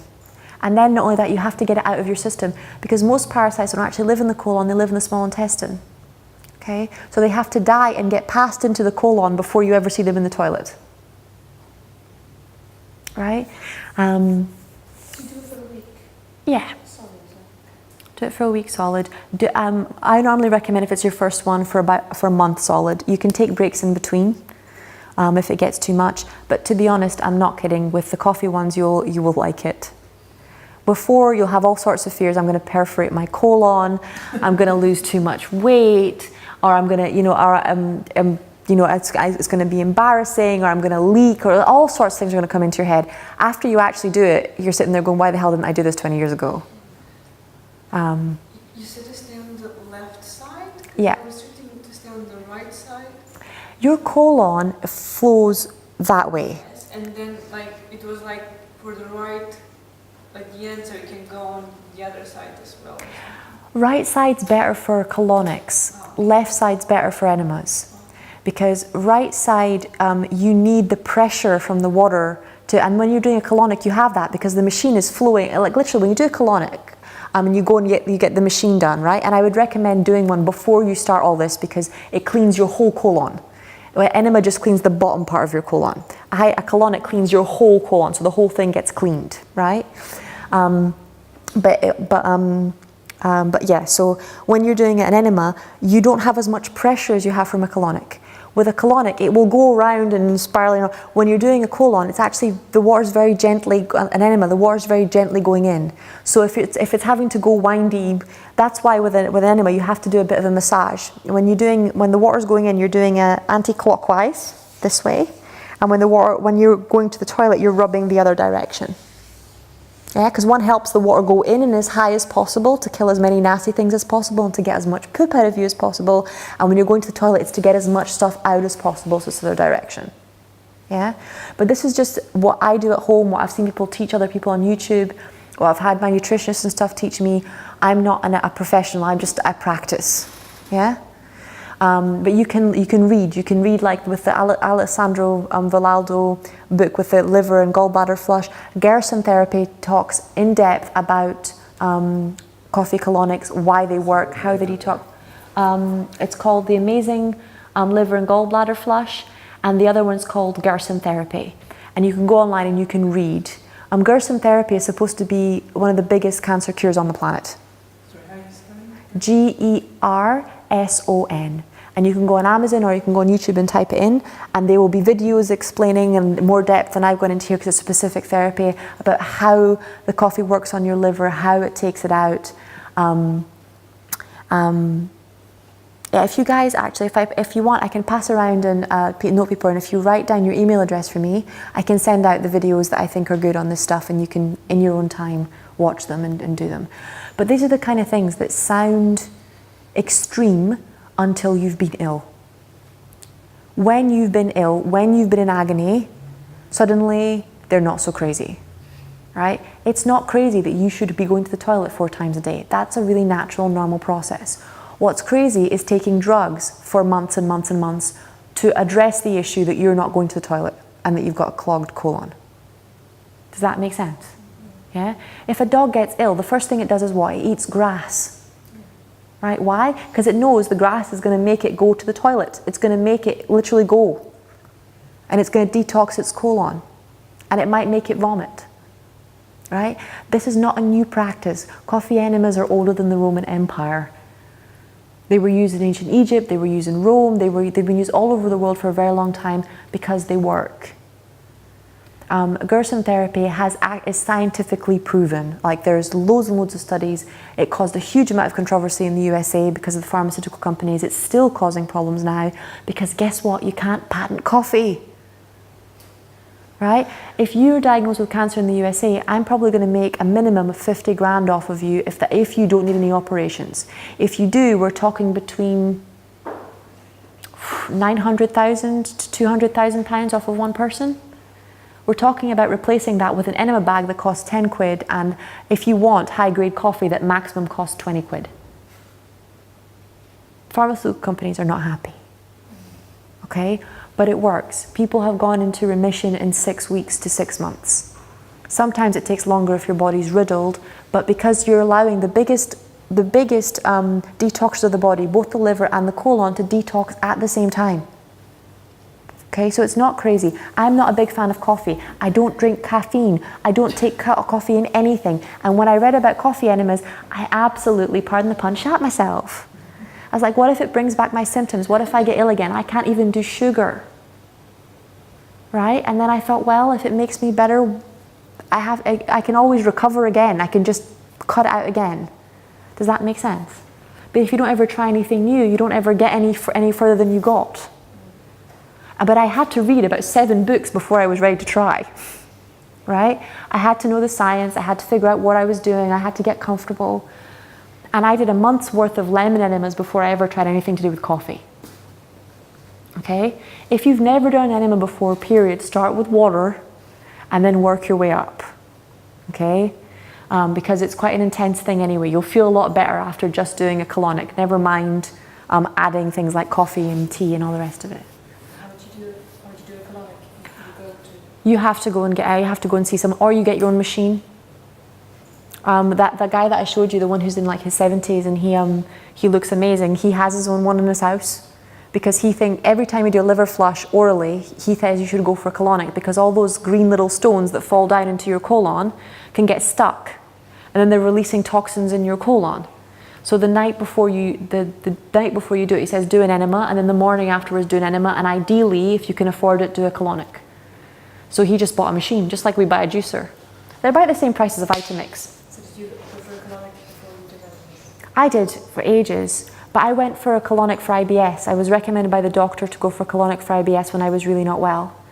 And I literally had pills coming out of me from when I've been given pills before. So I thought I hadn't taken antibiotics for 3 years when I went for a colonic, and antibiotics were coming out. And I was like, why do I have constant thrush? Why do I have constant this? Because thrush is a side effect of antibiotics.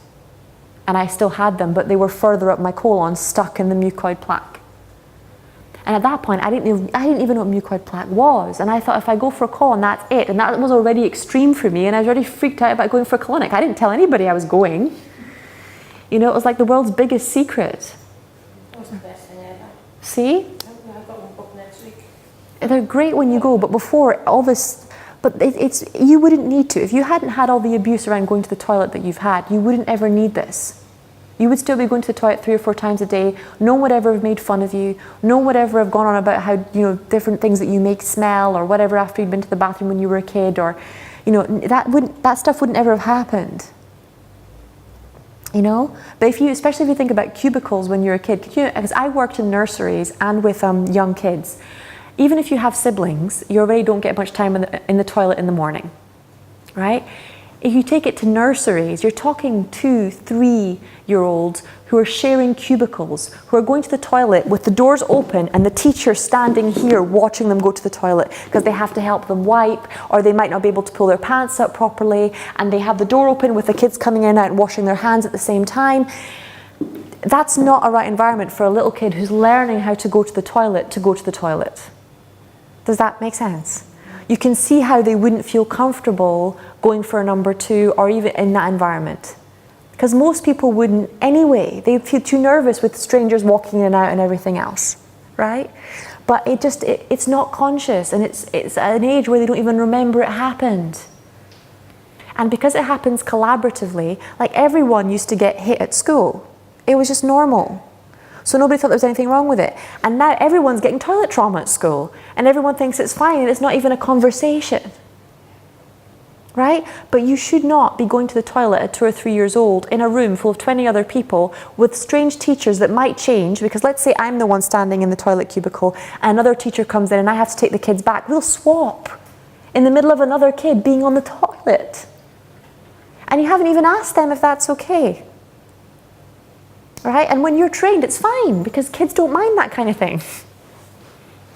Right? But can you see what I'm saying? How stuff that's harmless can really cause kids to totally clamp up and feel like they're not allowed to go to the toilet. Then think about car runs where they get in the toilet but after school or whatever, and either there is no toilet or mum and dad don't want to stop. Wait till we get home. And then they get home, wait till after dinner. What are you doing in the toilet for so long? Right? You don't think about it, but it jacks it up. Yeah? Food is not just a conversation about individual choices, it's a conversation about collective karma, as we're seeing, right? Because people who are spraying the food with pesticides are affecting all of us now, and it's not just us eating it, it's the kids eating it, it's the animals eating it, it's everything. Does that make sense? Yeah? So it's become a conversation about collective karma instead of just individual karma. Does anyone have any questions about anything else? Or about their own health issues or anything like that? Go on. After hydrotherapy, do you recommend taking pills or taking probiotics? 100%. Yes. Yeah, 100%. I would actually recommend taking probiotic enemas. Okay. Because if you're clogged, like if you're constipated, and if you're not, it's fine. But if you're constipated, the probiotics aren't going to make it to your lower colon. Right? So if you struggle with things like urine infections or IBS or whatever in the beginning, do a coffee enema and then straight afterwards put probiotics in there. You can buy them in powder, water probiotics. Are you asking me what they are, or sorry, I didn't hear you properly? What type? Because I was looking online and I don't know. The best type are the living ones. So you're looking at natural I use like one called Rhythm, and it's coconut, and it's like got millions of, and you get it in the fridge, right? You get powdered ones, but the best ones are alive. Some people use natural cow yogurt or dairy, but if you're vegan like me, I use coconut cultures. Don't ever put anything cold inside your colon, okay? Nothing cold and nothing boiling. Okay, really, really clear, nothing cold, nothing boiling. Nice room temperature. You put something cold up your colon and it's going to be very cold, you're going to get cramps, okay, and you're going to end up running to the bathroom really, really quickly, okay? It's not made for cold things, only made for warm things, okay? But yeah, probiotics are great. You can take them orally or you can take them in enema. It's fine. I normally do, if I'm going to do it that way, or if I'm struggling with something, then I'll do one in the morning. If you go for a colonic, there's lots of people in London, and I'll get you to write down your emails and stuff, and I will send you I'll send you the link to the guy. There's a guy that does both. He does colonics with probiotics and enema afterwards. So he'll do the whole colonic and then he'll give you the enema. So you don't have to do it yourself. Probiotics there, some places do some. Would you recommend the ones they buy? Depends on the ones they sell. Okay. It gets to, in my humble opinion, right? You're talking about live bacteria. So if it's powdered, if it's frozen, if it doesn't need to go in the fridge, you don't want it. You want it to be alive. You want it to be swimming around. So you want it to be natural. Second best, if you don't have another option, then you can. Like literally, if I buy the capsules, which I have, right? What you want to do is you want to take the little capsules and you want to get some like coconut yogurt or almond yogurt or mango or whatever, and you want to open your probiotic capsule straight into there and leave it in the fridge overnight. And in the morning you want to mix it with lukewarm water and use that. Because then you've just tripled or doubled the amount of bacteria, but you've given them 24 hours to reproduce, to come alive, to activate. If that makes sense. Do not eat it orally if you do that, because if you eat it orally, you're going to get one cracker of a headache. Okay? Because your body's going to go into detox majorly. Okay? When you put things up your colon, you have arteries and veins that take that nutrient straight up to your liver and straight into your colon. Okay? When you take it orally, it takes your body a lot longer to process that. Does that make sense? Yeah, that's why taking caffeine in your colon is different than taking caffeine orally, because the way it hits your system is completely different. Okay, your stomach is not, and your adrenal glands are not designed for caffeine. Your liver uses caffeine to detox itself. Your adrenal glands just use it to produce cortisol. Okay, you end up fatigued and exhausted. With your liver, you just end up with a detox. Does that make sense? Yeah? You're talking about helping the largest organ in your body detox. You're not talking about getting a short-term high so you can keep going. The idea is that you'll do coffee enemas for a week, maximum a month, a year if you've never done them before, to kill all the parasites, and then you don't have to for the rest of the year. So it's like drinking 2 cups of coffee every day for the next 5 years. It's medicine. It's not just for consumptive purposes, right? Some people do it 3 or 4 or 5 times a day for a month, yeah. So 1 time a day is like, because remember what we said, 900 meals per year? If you think about even just 2 meals, you're talking about 18,000 meals in 2 years that are stuck up there. And then if you're constipated, you're still just catching up because you're still eating 3 meals a day. Does that make sense to everybody, yeah? I wouldn't recommend doing more than 1 for your first cleanse. But if you are doing a coffee enema and you experience a healing crisis, then do another one straight afterwards. Don't stay in that toxic state, because all it means is you've just taken out a whole bunch of poop, more toxic poop has moved out, and it's now flooding, so just get it out, basically. But it's not crazy. When you do a colonic, you have about 14 liters of water going into your colon. When you do a colonic, you have about 2 liters going in. Okay, so it's not very much. Sorry, 14 liters. If you go and you get a colonic, like a proper one to clean you have about 14 liters of water coming in and cleaning out your whole colon. When you do an enema, you're talking about 2 liters of water, right? So you can do as many as you want without causing any damage, provided you're putting things in and taking things out gently. There's not a problem, right? Because you've got a very big colon that can take a lot of water. And you're not talking about doing it long term. You're talking about doing it until you've killed the parasites and until your liver's detoxed. That's it. So do you say coffee owners are better than the liver cleanse? I do both. I think you start off with cleansing your colon, because when you do a liver cleanse, you want to get that stuff out of you. You don't want it going down into parasites and lots of obstacles before it can get out. Right? Because when you use your liver, you're relying on your colon to carry the gunk that came out of your liver out of your body. So that's why you do the colon first, because then when you clear your liver, it's got a way out. Everything's already moving quickly. You're already going to the toilet about 3 or 4 times a day, versus it being, oh, you're doing the liver and then waiting 3 or 4 days for it to move down the system and come out. How to know when parasites are dead? Do they come out? They come out. They look like that. Yeah, you might not see them.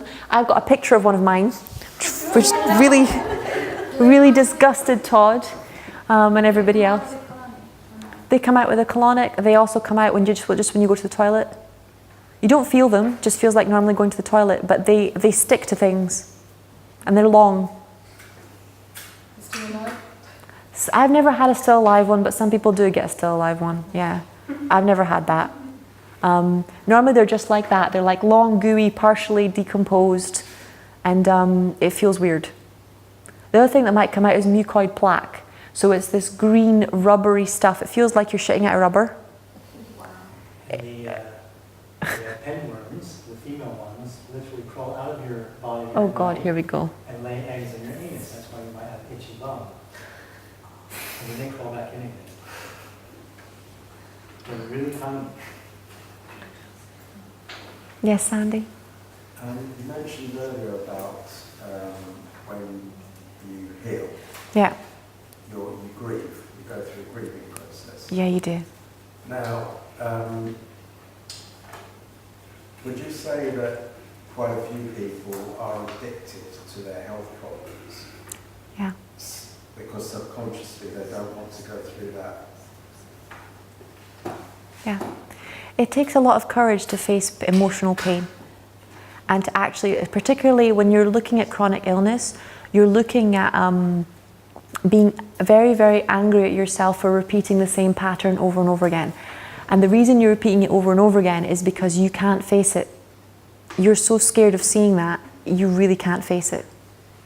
I would say around 70% of the chronic illness cases I deal with, it's because of finances. Point blank, people refusing to deal with money, refusing to deal with financial stress. That's why so many people have issues with their colon, because that's all about money and finances and family. Right? So I'd say about 70% is to do with finances, 20% family, and then the rest is normally trauma. But you're really looking at very, very big, not about just all, superficial money, but like serious financial abuse. People that have had to, do things that, you don't want to talk about for money in this life or other lifetimes. And it's still very much lodged in their base chakra. Also secondary gain as well, right? You're always looking at a list of things when you're dealing with any illness, any problem, right? You're looking at what they're learning. So the virtues that they're hoping to get through the illness or through that problem. You're looking at the secondary gain, so the way that that problem is meeting their needs right now. Okay? You're looking at, what's it called? Giving them the new skills and abilities that they need to be able to do something different. Right? Because they're meeting a lot of needs and learning a lot of lessons from that illness. Right?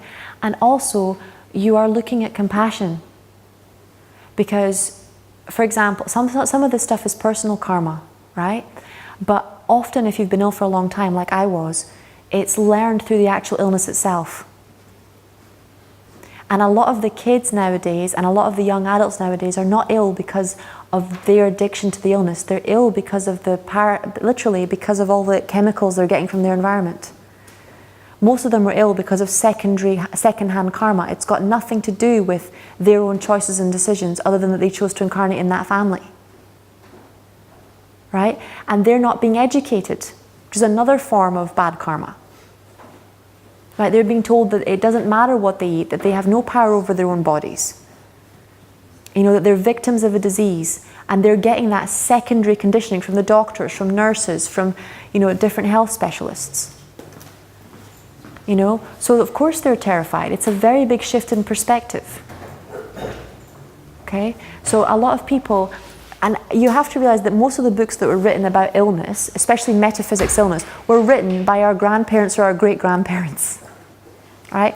And they were talking first-hand experience of illness back then. There's an epidemic of chronic illness right now, the likes of which I think the world has never seen, because of the mess that they're doing with diet and with community. Right? But yeah, emotions are a huge deal. There is secondary gain. Mostly with illness, you're going to be dealing with grief, anger, or panic.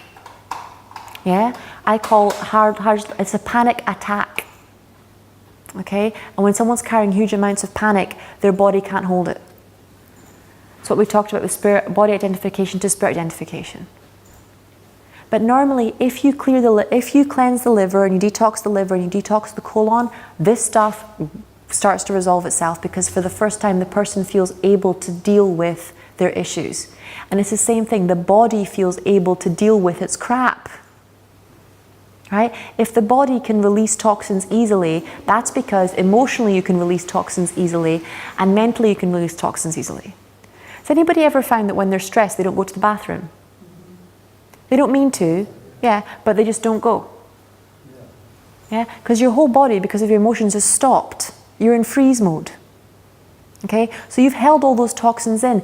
You did exactly the same emotionally. The moment you froze emotionally, you kept all of those emotional toxins in the system until you were able to go. The body mirrors the spirit. Or the opposite. Every time you're stressed, you can't hold it in, you can't handle it. Yeah. It's the difference between how we deal with control. If you're stressed and you release, you take control by completely letting go or by rejecting. It's like vomiting. They say, and Louise Hay in her book, if you read about vomiting, it says a complete rejection of ideas. Right? People just throw it out quickly. Needing to go to the toilet or diarrhea is exactly the same thing. It's a complete rejection of an idea. It's like it's gone, and it's needing to get rid of rubbish quickly. Right? People die of diarrhea, guys. It's not a joke. Okay, it's a belief that there's something wrong or with your stuff. People are always saying to me spiritually they want to get rid of all of their stuff, right? And it's the same thing. People are saying to me, oh, their bodies, I want to detox my body, I want to get rid of all of my crap, right? You were supposed to have crap. You're just not supposed to have 25 tons of excess crap. Does that make sense to everybody? Yeah? Your body is designed to take in meals and to take what it needs and absorb the nutrients and the minerals and the vitamins and release what you don't need. Guess what? Your spiritual body and your emotional body is designed the exact same way.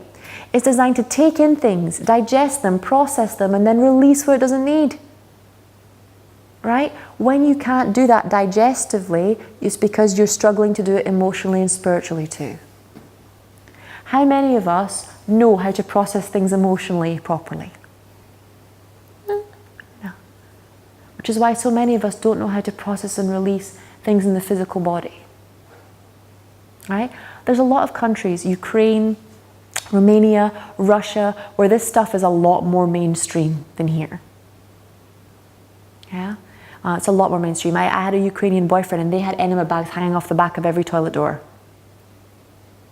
I didn't even know what they were. I know what they are now. But when I was his girlfriend, I had no idea what they were. I was like, why does that whole water bottle have a tube on it?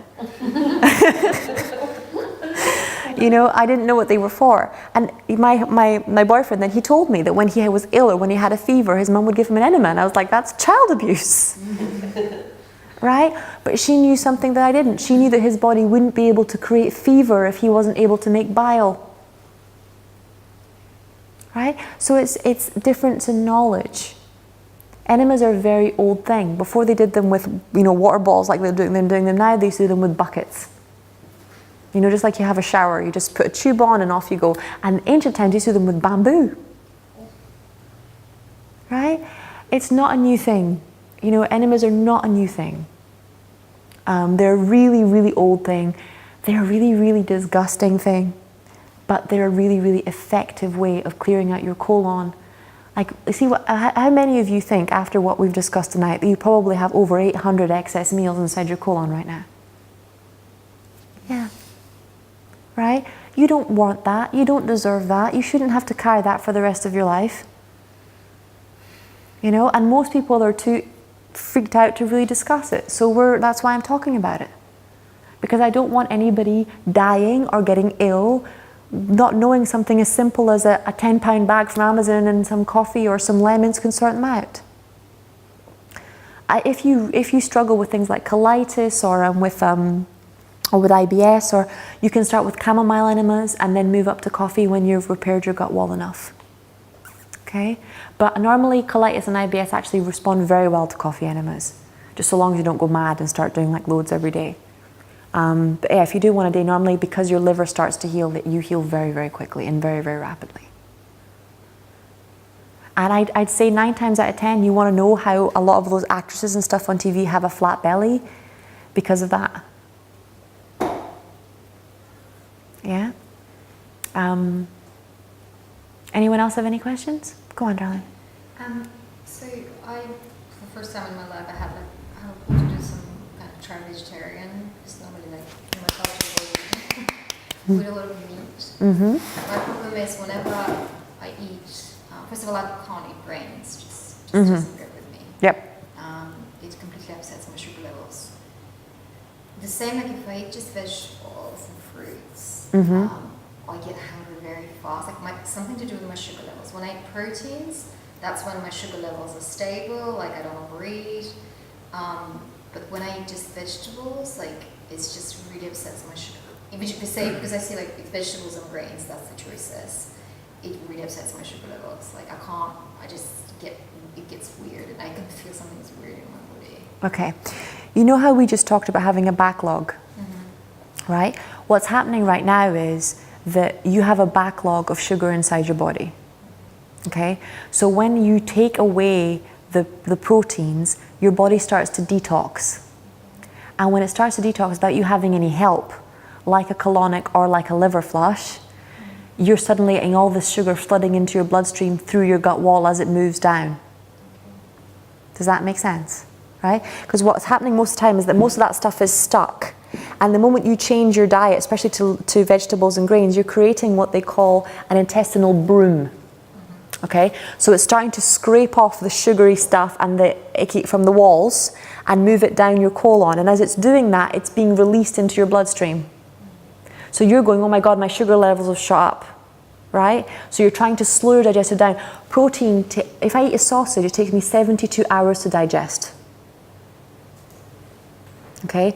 So you know that you're getting a very strong healing, basically a healing crisis when you're going straight into vegetables. Right? But you're not consciously processing it that way. You're just thinking, I'm getting ill. Right? So protein is slowing the movement of that sugary stuff that was causing the problems down. But you have years of that sugary stuff backed up in there. Does that make sense? Yeah? So you would definitely need like 4 colonics, like a course of colonics to get that stuff out. And then you'll find coming off of meats a lot easier. The meats are what parasites like, and the meats slow down digestion. Okay? Expect to be angry. Okay? Because the liver is the seat of anger. So when you're clearing the liver, your anger will come to the surface. Your repressed anger will come to the surface. Okay? That's why I don't recommend people do detoxes without having a healer or without having a nutritionist. You need somebody who knows what the hell you're going through, who can help you clear the traumas that come up, who can help you clear the rage that comes up. It's funny, I was speaking to my uncle, and he's a family systems therapist in Brazil. And he was talking about in Brazil, they use the word rage all the time. Right? And I said to him, it's really funny, because when I use the word rage or hate in English, everyone looks at me like I'm a terrible person. Like they've never felt rage or hatred their whole life, like it just doesn't exist. Right? They only get angry or upset. Right? There is rage in your liver. And that's the thing that's going to kill you. That's the thing that's going to create resentment. And the first step to healing is seeing it. Because you can't ask for help, you can't pray for help until you recognize you're carrying it, right? It's literally formed stones in your liver. That's how hard it is. They say heart of stone. It's actually liver of stone too. Okay? Creates liver stones. Now when you start to drink the malic acid to do the liver flush, right, the apple juice, it turns those stones, the malic acid in the apples turns those stones into Play-Doh. It becomes soft like putty. Right? And then before you go to bed at night, when you drink the Epsom salts, it relaxes the bile ducts and it relaxes the ducts to pass it through. So all the stones can be thrown out without it causing you any pain. When you pass gallstones or liver stones and it normally hurts, it's because you haven't relaxed the ducts. Does that make sense? The magnesium in the Epsom salts relaxes the ducts so the stones can pass through quickly without any pain. Okay? It opens them all up. So when you're softening, if you didn't soften them, it would hurt like hell. It would literally feel like you had stones in your guts. Does that make sense to everybody? But you actually have stones in your liver. That's why it feels heavy here. That's why sometimes people are like, I can't breathe. Because they literally have a sack of stones sitting on top of their lungs. Right? It's literally a sack of toxins and resentment sitting there. And like I said, the average person is 14,000. If you have an unhealthy diet, you're talking about 36,000 little stones. And they're not tiny stones, they're about that big. They're big. They're not little. Does that make sense to everybody? Yeah? So when you detox your liver, you will get angry. Because every bit of repressed anger that you've had, that has been held in between those stones will start to come out. I'm ready to get angry. Yeah. So keep a journal. That would be the best thing to start. Like when I'm ever doing a liver detox, keep an anger journal just so you can write it out and you can process it and you can release it. And also, just really make sure that as you're working on your liver, that you slow down. Like if you feel like it's too much, you can slow down. Right? If you feel like it's too much and you're going to a strong emotional healing crisis, like let's say you can't stop crying or you've gone too far, that's a healing crisis. Does that make sense? So you either pick up the phone to a healer or you give yourself a day off. Okay? Emotional healing is not a joke. Just like physical healing, if it hurts too much, you're going too fast. Okay? If I have a client who has a broken leg and that client wants to walk on that leg 3 or 4 days after it's broken the leg, I'm going to be like, don't be silly. Okay? If you have problems with your colon or with your liver and you're trying to process those emotions in 1 or 2 days, you're going too fast. Yeah, it takes a bit longer. That's why I said give yourself a month. Because it's not physical and you can't see it, with spiritual healing, people tend to think, oh, it's quick, it's easy, it happens instantly. On a spiritual level, the healing happens the moment you make the decision to let love in. But it takes your body a bit of time to catch up normally. Does that make sense? Yeah?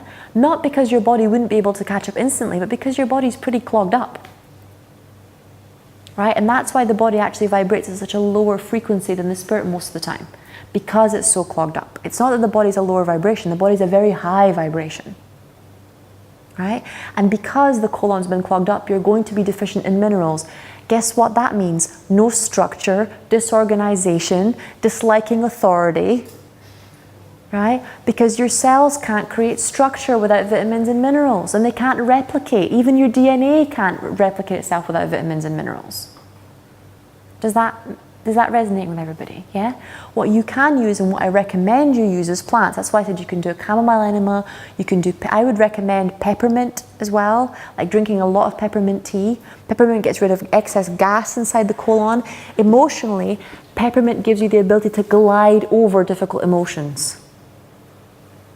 Okay, so I normally recommend peppermint tea when people are in grief or when people are dealing with very high level detoxes, because they need to let the body cleanse and slow down the rate of emotional detox. Does that make sense? If they're going, because for example with Gerson therapy they have 2 centers, one is in Mexico and one is in Hungary, right? And if you go, you get help for 2 weeks. And if you're going to get help for 2 weeks and you're going to have therapists there with you 24 hours a day, then go for it. But if you're at home in London and you're living by yourself and you're dealing with issues and you cannot do that to yourself. Does that make sense? You're putting your mental health in danger. It's not safe to do. Does The same thing with beginner healers when they do 8 or 9 healing sessions back to back to back to back, and I'm like, stop it. And they're like, why? And I'm like, because you are messing with a power greater than you understand, and you could trigger a reaction bigger than you know how to handle. And you're not at a place where you know how to ask for help yet. Does that make sense? Yeah? So there needs to be respect. When you're at the beginning of your spiritual journey, you underestimate the light and you also underestimate the darkness. Okay? When you're clearing your colon, all of your financial issues are going to be cleared and your vibration around finances are going to increase. All of your family issues are going to be cleared and they're going to increase. All of your sexual issues are going to get better and the vibration is going to increase. Right? Because all of those are held in the base chakra. Your boundaries are going to get better. Your ability to let go of things that no longer serve you are going to get better. Because daily you're creating a way for your body to get rid of shit. Right? And daily you're making time to get rid of shit. And you're making it a priority in your life. Guess what? That's symbolic. Right? You'll find that things that you used to crave after a week of coffee enemas, like meat, you don't anymore because your liver doesn't need them anymore. Caffeine sensitivity is actually a sign that the phase 1 of liver detox isn't working. So that it needs help. Phase 1 and phase 2 aren't working properly. Right? So it's important because we just don't get taught about our bodies. Period. Does that make sense to everybody? Yeah? Any more questions, answers about anything? As she said earlier, so when you start eating more vegetables, like I started being vegetarian, I tried to 1 year ago, Yeah. and I got bloated for most of the vegetables. Yeah. So that's why now the dietitian said to stop eating many of them. Is that also like a reaction, as you explained earlier? Yep. And after the cleanse, it should get back to normal? Yes, but your nutritionist will hate me if I say this. And I'm not a nutritionist, so just to make that crystal clear, right? That literally if you want someone who's qualified, follow her advice. But in my humble experience, whenever you start healing the body, you do normally have a week of the body being unhappy about what you're doing.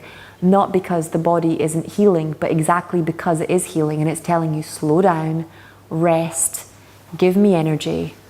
And particularly green foods, if you aren't digesting things properly, they create gas in the bowel.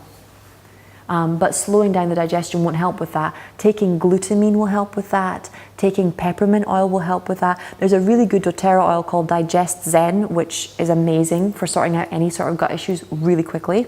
1 drop of peppermint oil is worth 28 cups of peppermint tea. Okay? So it's really, really helpful with IBS stuff. What I would say, and I'm going to do in September, I'm going to do enlightenment and essential oils, and I'm going to go through which oils to use for what and how to use them for healing.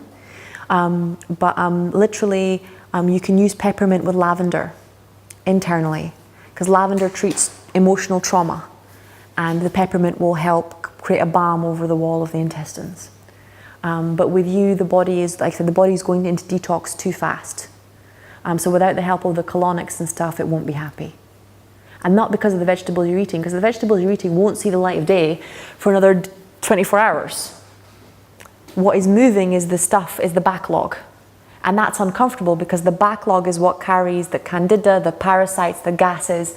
And we're like, oh, I don't want that to move. It's painful when that moves.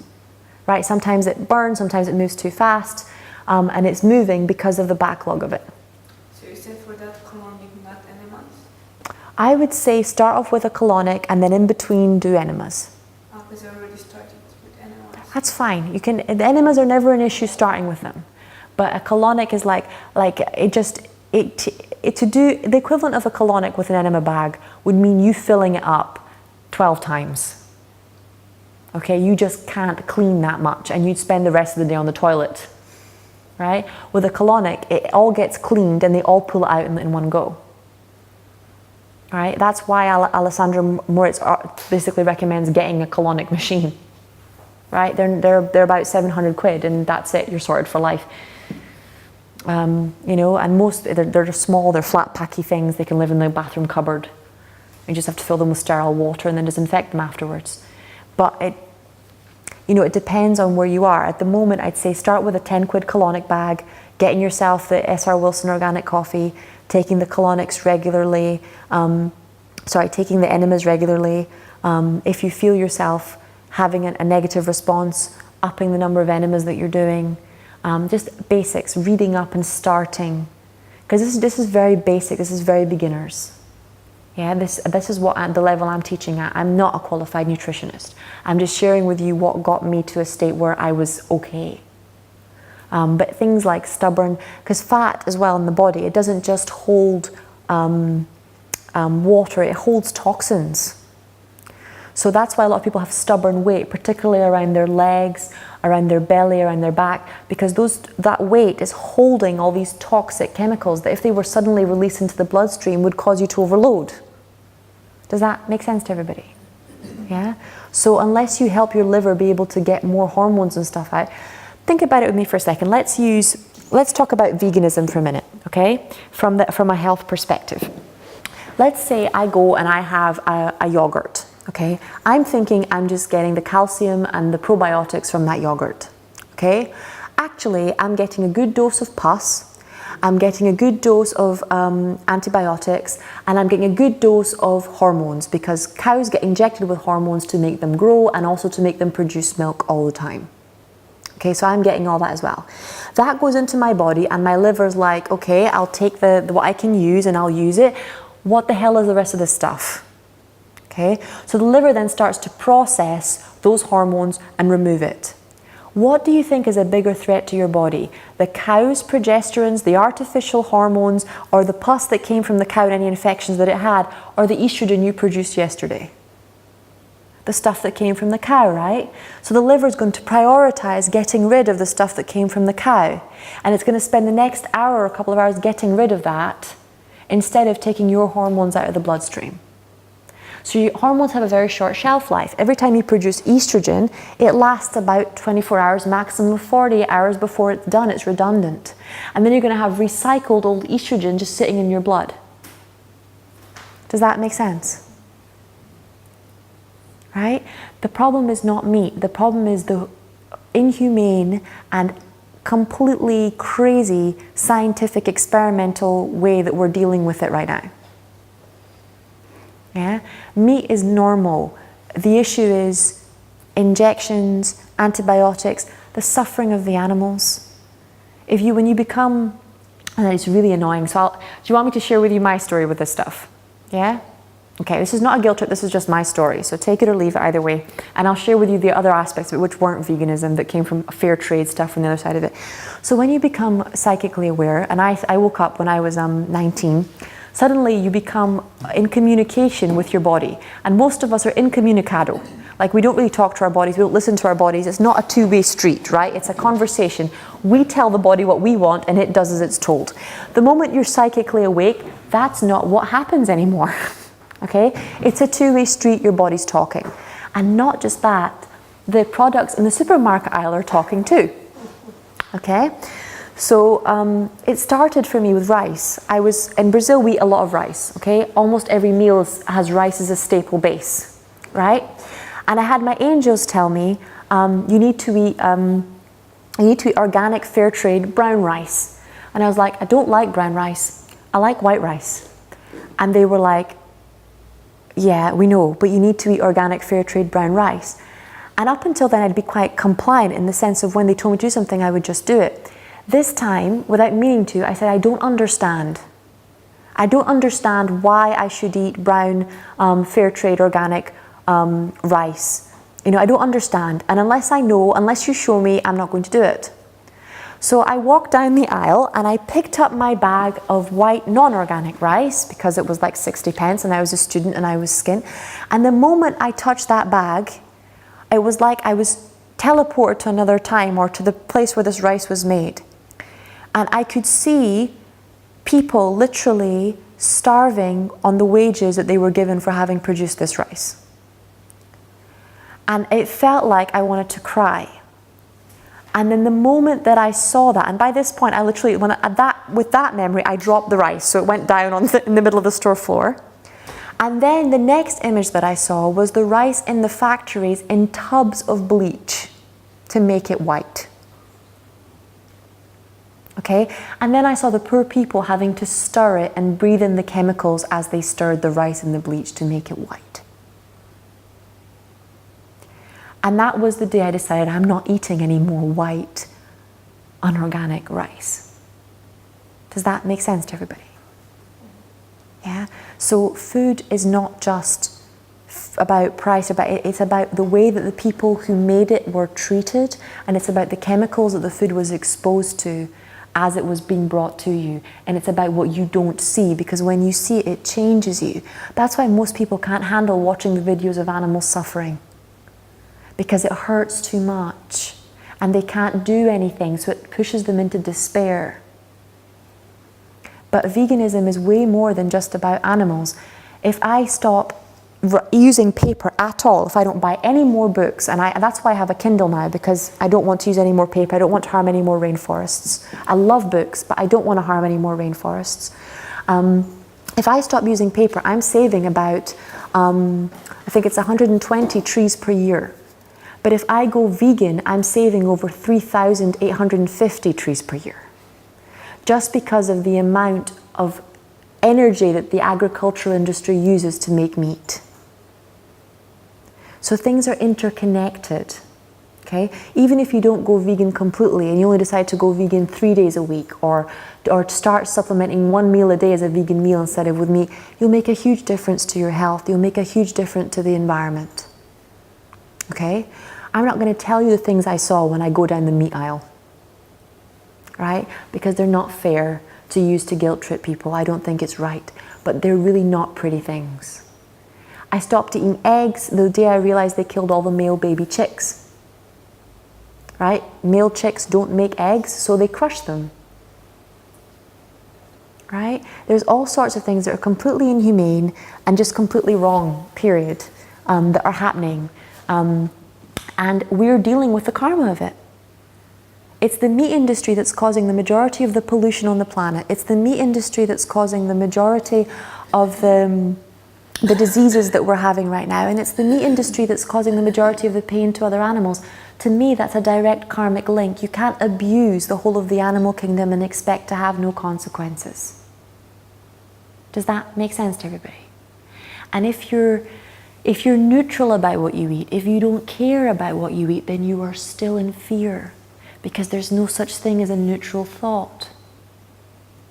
You have to proactively love what you eat. And yes, human beings have eaten meat for a long time and cooked it for a long time, but in a much more sustainable way. And not everybody could have it. And it's still shown. There's a really, really good film called Cowspiracy. Has everybody here seen it? Yeah? You can watch it online or on Amazon and on Netflix. And literally it explains all the ways that the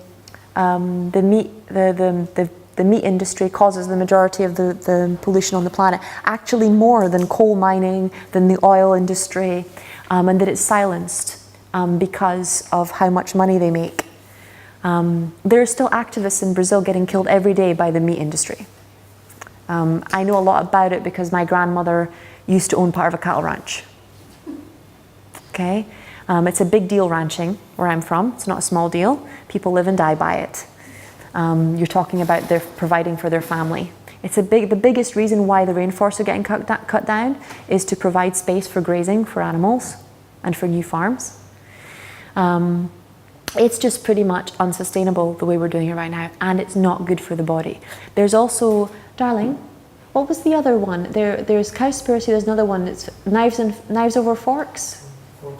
Forks over knives. Fast food nation. Fast food nation. Yeah. Yeah. Forks over knives shows you why, for example, like the myths that they told you about dairy aren't true. That's the one with the baby cow juice. The guy that talks about it. It's very, very funny and it's very, very well done. And he also, there's videos explaining what actually happens to the products that you get inside your body when you have them inside that film. But it really goes in depth into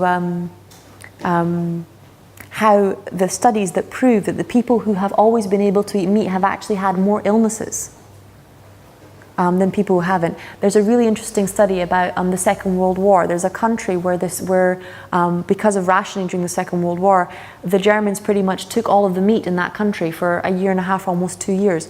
And in direct proportion, their rates of heart attacks, diabetes, strokes, pretty much disappeared. And then suddenly came back online. And it's because they weren't allowed to have any butter, they weren't allowed to have any meat, they weren't allowed to have any it was just all cut out because of rationing. And the health just went pew. Right? So they have scientific studies. Gerson therapy, which I'm talking to you about, is it has something like, and I might be getting this wrong, it has a 49% rate of accurately and completely treating cancer, never to return. Chemotherapy has a less than 20% rate. Okay? So when you actually read about this stuff, it kind of makes you go, what? This stuff exists, this stuff is real. Yes, this stuff exists. Yes, this stuff is real. But you can't sell it to hospitals. You can't, you're not going to make any large amounts of money off it. And it's time consuming. Right? If you are going to, if the NHS was going to provide Gerson therapy for everyone with cancer, they would have to hire a lot more nurses and doctors. Right? Because it's not just you coming in, getting pumped full of poison and going back home for your family to deal with. You actually would have to stay in, you'd have to be an inpatient for 2 or 3 weeks, you'd have to be getting tested every day, not once every fortnight. Does that make sense? That costs them money and doesn't make them any money. And I know I sound very cynical right now, but this information saves lives. Okay, people surviving this stuff makes a humongous difference. And you can go and look it up.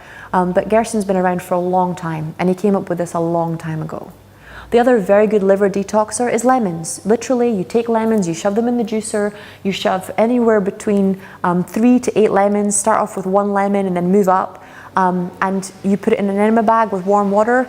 Lemons are amazing at detoxing the liver, and they're amazing at getting the mucoid plaque off the walls. It's ridiculous. They're amazing, if you want to clean the house, you can clean it with lemon. They kill everything in an amazing way. Garlic is insane. Garlic is the only parasite and liver and intestinal cleanser that actually morphs. You know how diseases can literally become immune to antibiotics? Doesn't happen with garlic. They don't know why. Right? They do not know why. But you can literally, if you want to treat something with garlic, the garlic literally morphs. It keeps up with the mutations of the virus, the parasite, and the cells inside your body. That's the divine intelligence of plants. Okay? And it's really, really cheap. The same people that tell me that eating organic is expensive are normally the people that spend 200 to 100 quid at the pub every Friday night. Right? This is your body, this is your health. If you want to get rid of all the parasites and stuff and you don't want to touch coffee, use garlic, use lemon consistently. Garlic burns, okay? Just so you're aware, it burns, but it does kill everything. Powdered garlic is shit, don't use it. Okay? Raw garlic is the best thing you can get. You can shove it in the juicer, take off all the cover of it. There's a really good garlic trick. Have everyone here seen the garlic hack? Yeah? Take a clove of garlic, put it in a tub and with screw on a lid. I use the soup tubs, the ones that you get for soup in the supermarket. Yeah? I put a clove of garlic in there and then you just and all the skin comes off. And you just take out the white garlic cloves already and you can chop them and put them in a meal, or you can, takes out all the headache from garlic. Works with onions too. It takes all the headache, takes all the skin off, and then that's the bit that you would put in the juicer, or that's the bit that you would take orally, and you will feel it. Garlic has a kick. Ginger is also amazing for that. Okay? But before you take garlic enemas or coffee enemas, so shall I tell you the healing part of enemas? Yeah, shall I tell you what I do? Okay? So you can do this with taking water orally, and you can also do this when you're doing any kind of enema. But what I'll do is I'll get the water that I'm going to use for the enema, and I'll get the herb that I'm going to use, so the garlic or the lemon or the coffee, and I will imagine myself completely healthy and healed inside that water or that herb as I'm touching it. And I will speak to the coffee and I will say, okay, you know, I want you to focus on detoxing my liver, on removing mucoid plaque from the inside of my intestines, and please, to the best of your ability, avoid my adrenal glands, avoid dehydration of the body. Focus on this. And I will deactivate the parts of the coffee that do that. Does that make sense? And you can do the exact same thing. Okay? If I'm working more towards a liver cleanse in particular, like with lemons, I'll say, okay, I want the vitamin C in the bloodstream, I want a higher oxygen content, I want the mucoid plaque off the walls, and I want a detox of the liver. Because when the plant knows what it wants and you're talking to it, the relationship happens a lot faster. Does that make sense? Because plants are a bit like humans, they like multitasking. Suddenly they start trying to do everything instead of just doing one thing. And they have the ability to do a lot of stuff. Okay, but that's what you do. You literally, bless the water and you imagine yourself already completely healthy, with your health restored, with all the weight loss that you want, with all the strength that you need, and then you use it because it's water. Your body is about 75% water, which funnily enough is about the percentage of the planet that's covered in water. Okay, so when you put energy into the water and you put it straight into your body, it's absorbed straight into your bloodstream, and it's got that vibration, that frequency. Lemon in particular will completely alkalize the lower part of your body. So if you struggle with stubborn weight in your thighs, in your legs, in your tummy area, it will just completely break it down really, really quick. You can literally look online at the pictures of people who have just been doing enemas for a month and how different they look before and after. Because you're giving your body a way to detox. And your body is clever. Your body is not going to pump your blood full of toxins just so you can look thin. Okay, that's not going to happen because its priority is keeping you healthy and keeping you safe. But that's what I mean by, for me, moving to veganism was about health. But I think if I was a better person, it would have been about compassion.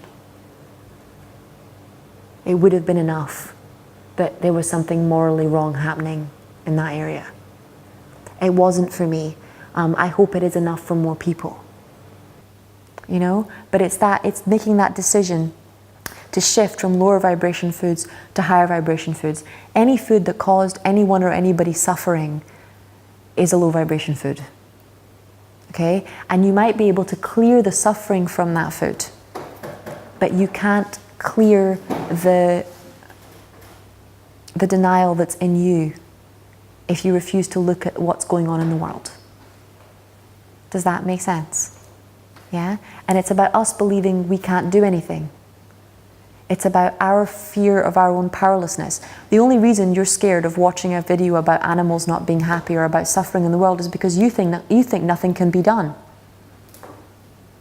If you believed things could be done, if you believed the world could change, if you believed the suffering could end, then it wouldn't scare you so much. Does that make sense? And as your power increases, this stuff won't be so much of an issue anymore. But that's what made me make the shift to veganism was health, because I needed to be healthy, and compassion, because I kind of really got it. You know, I really got that the cow was no different than my dog. You know, and that it wasn't fair, and what was going on, or that it's going on. Does anybody have any questions about veganism in particular?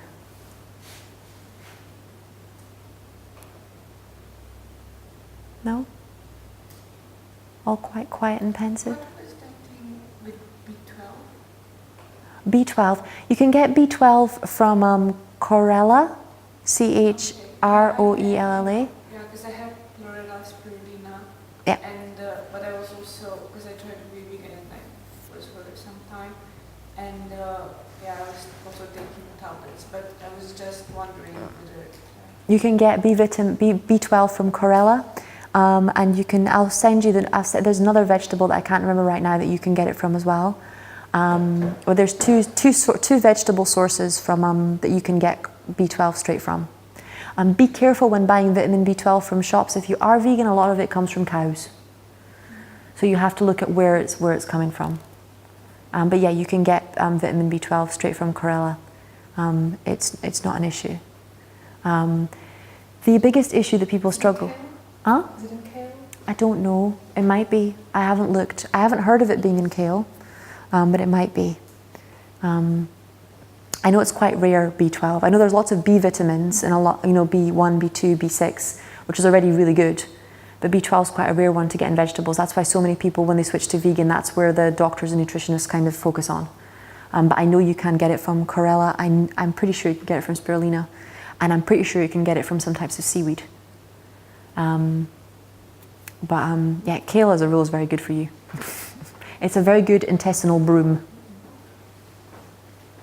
Yeah? So I think we're all questioned out, yes? Yeah? Okay, well then I'm going to stop it here tonight. Thank you all very much for coming.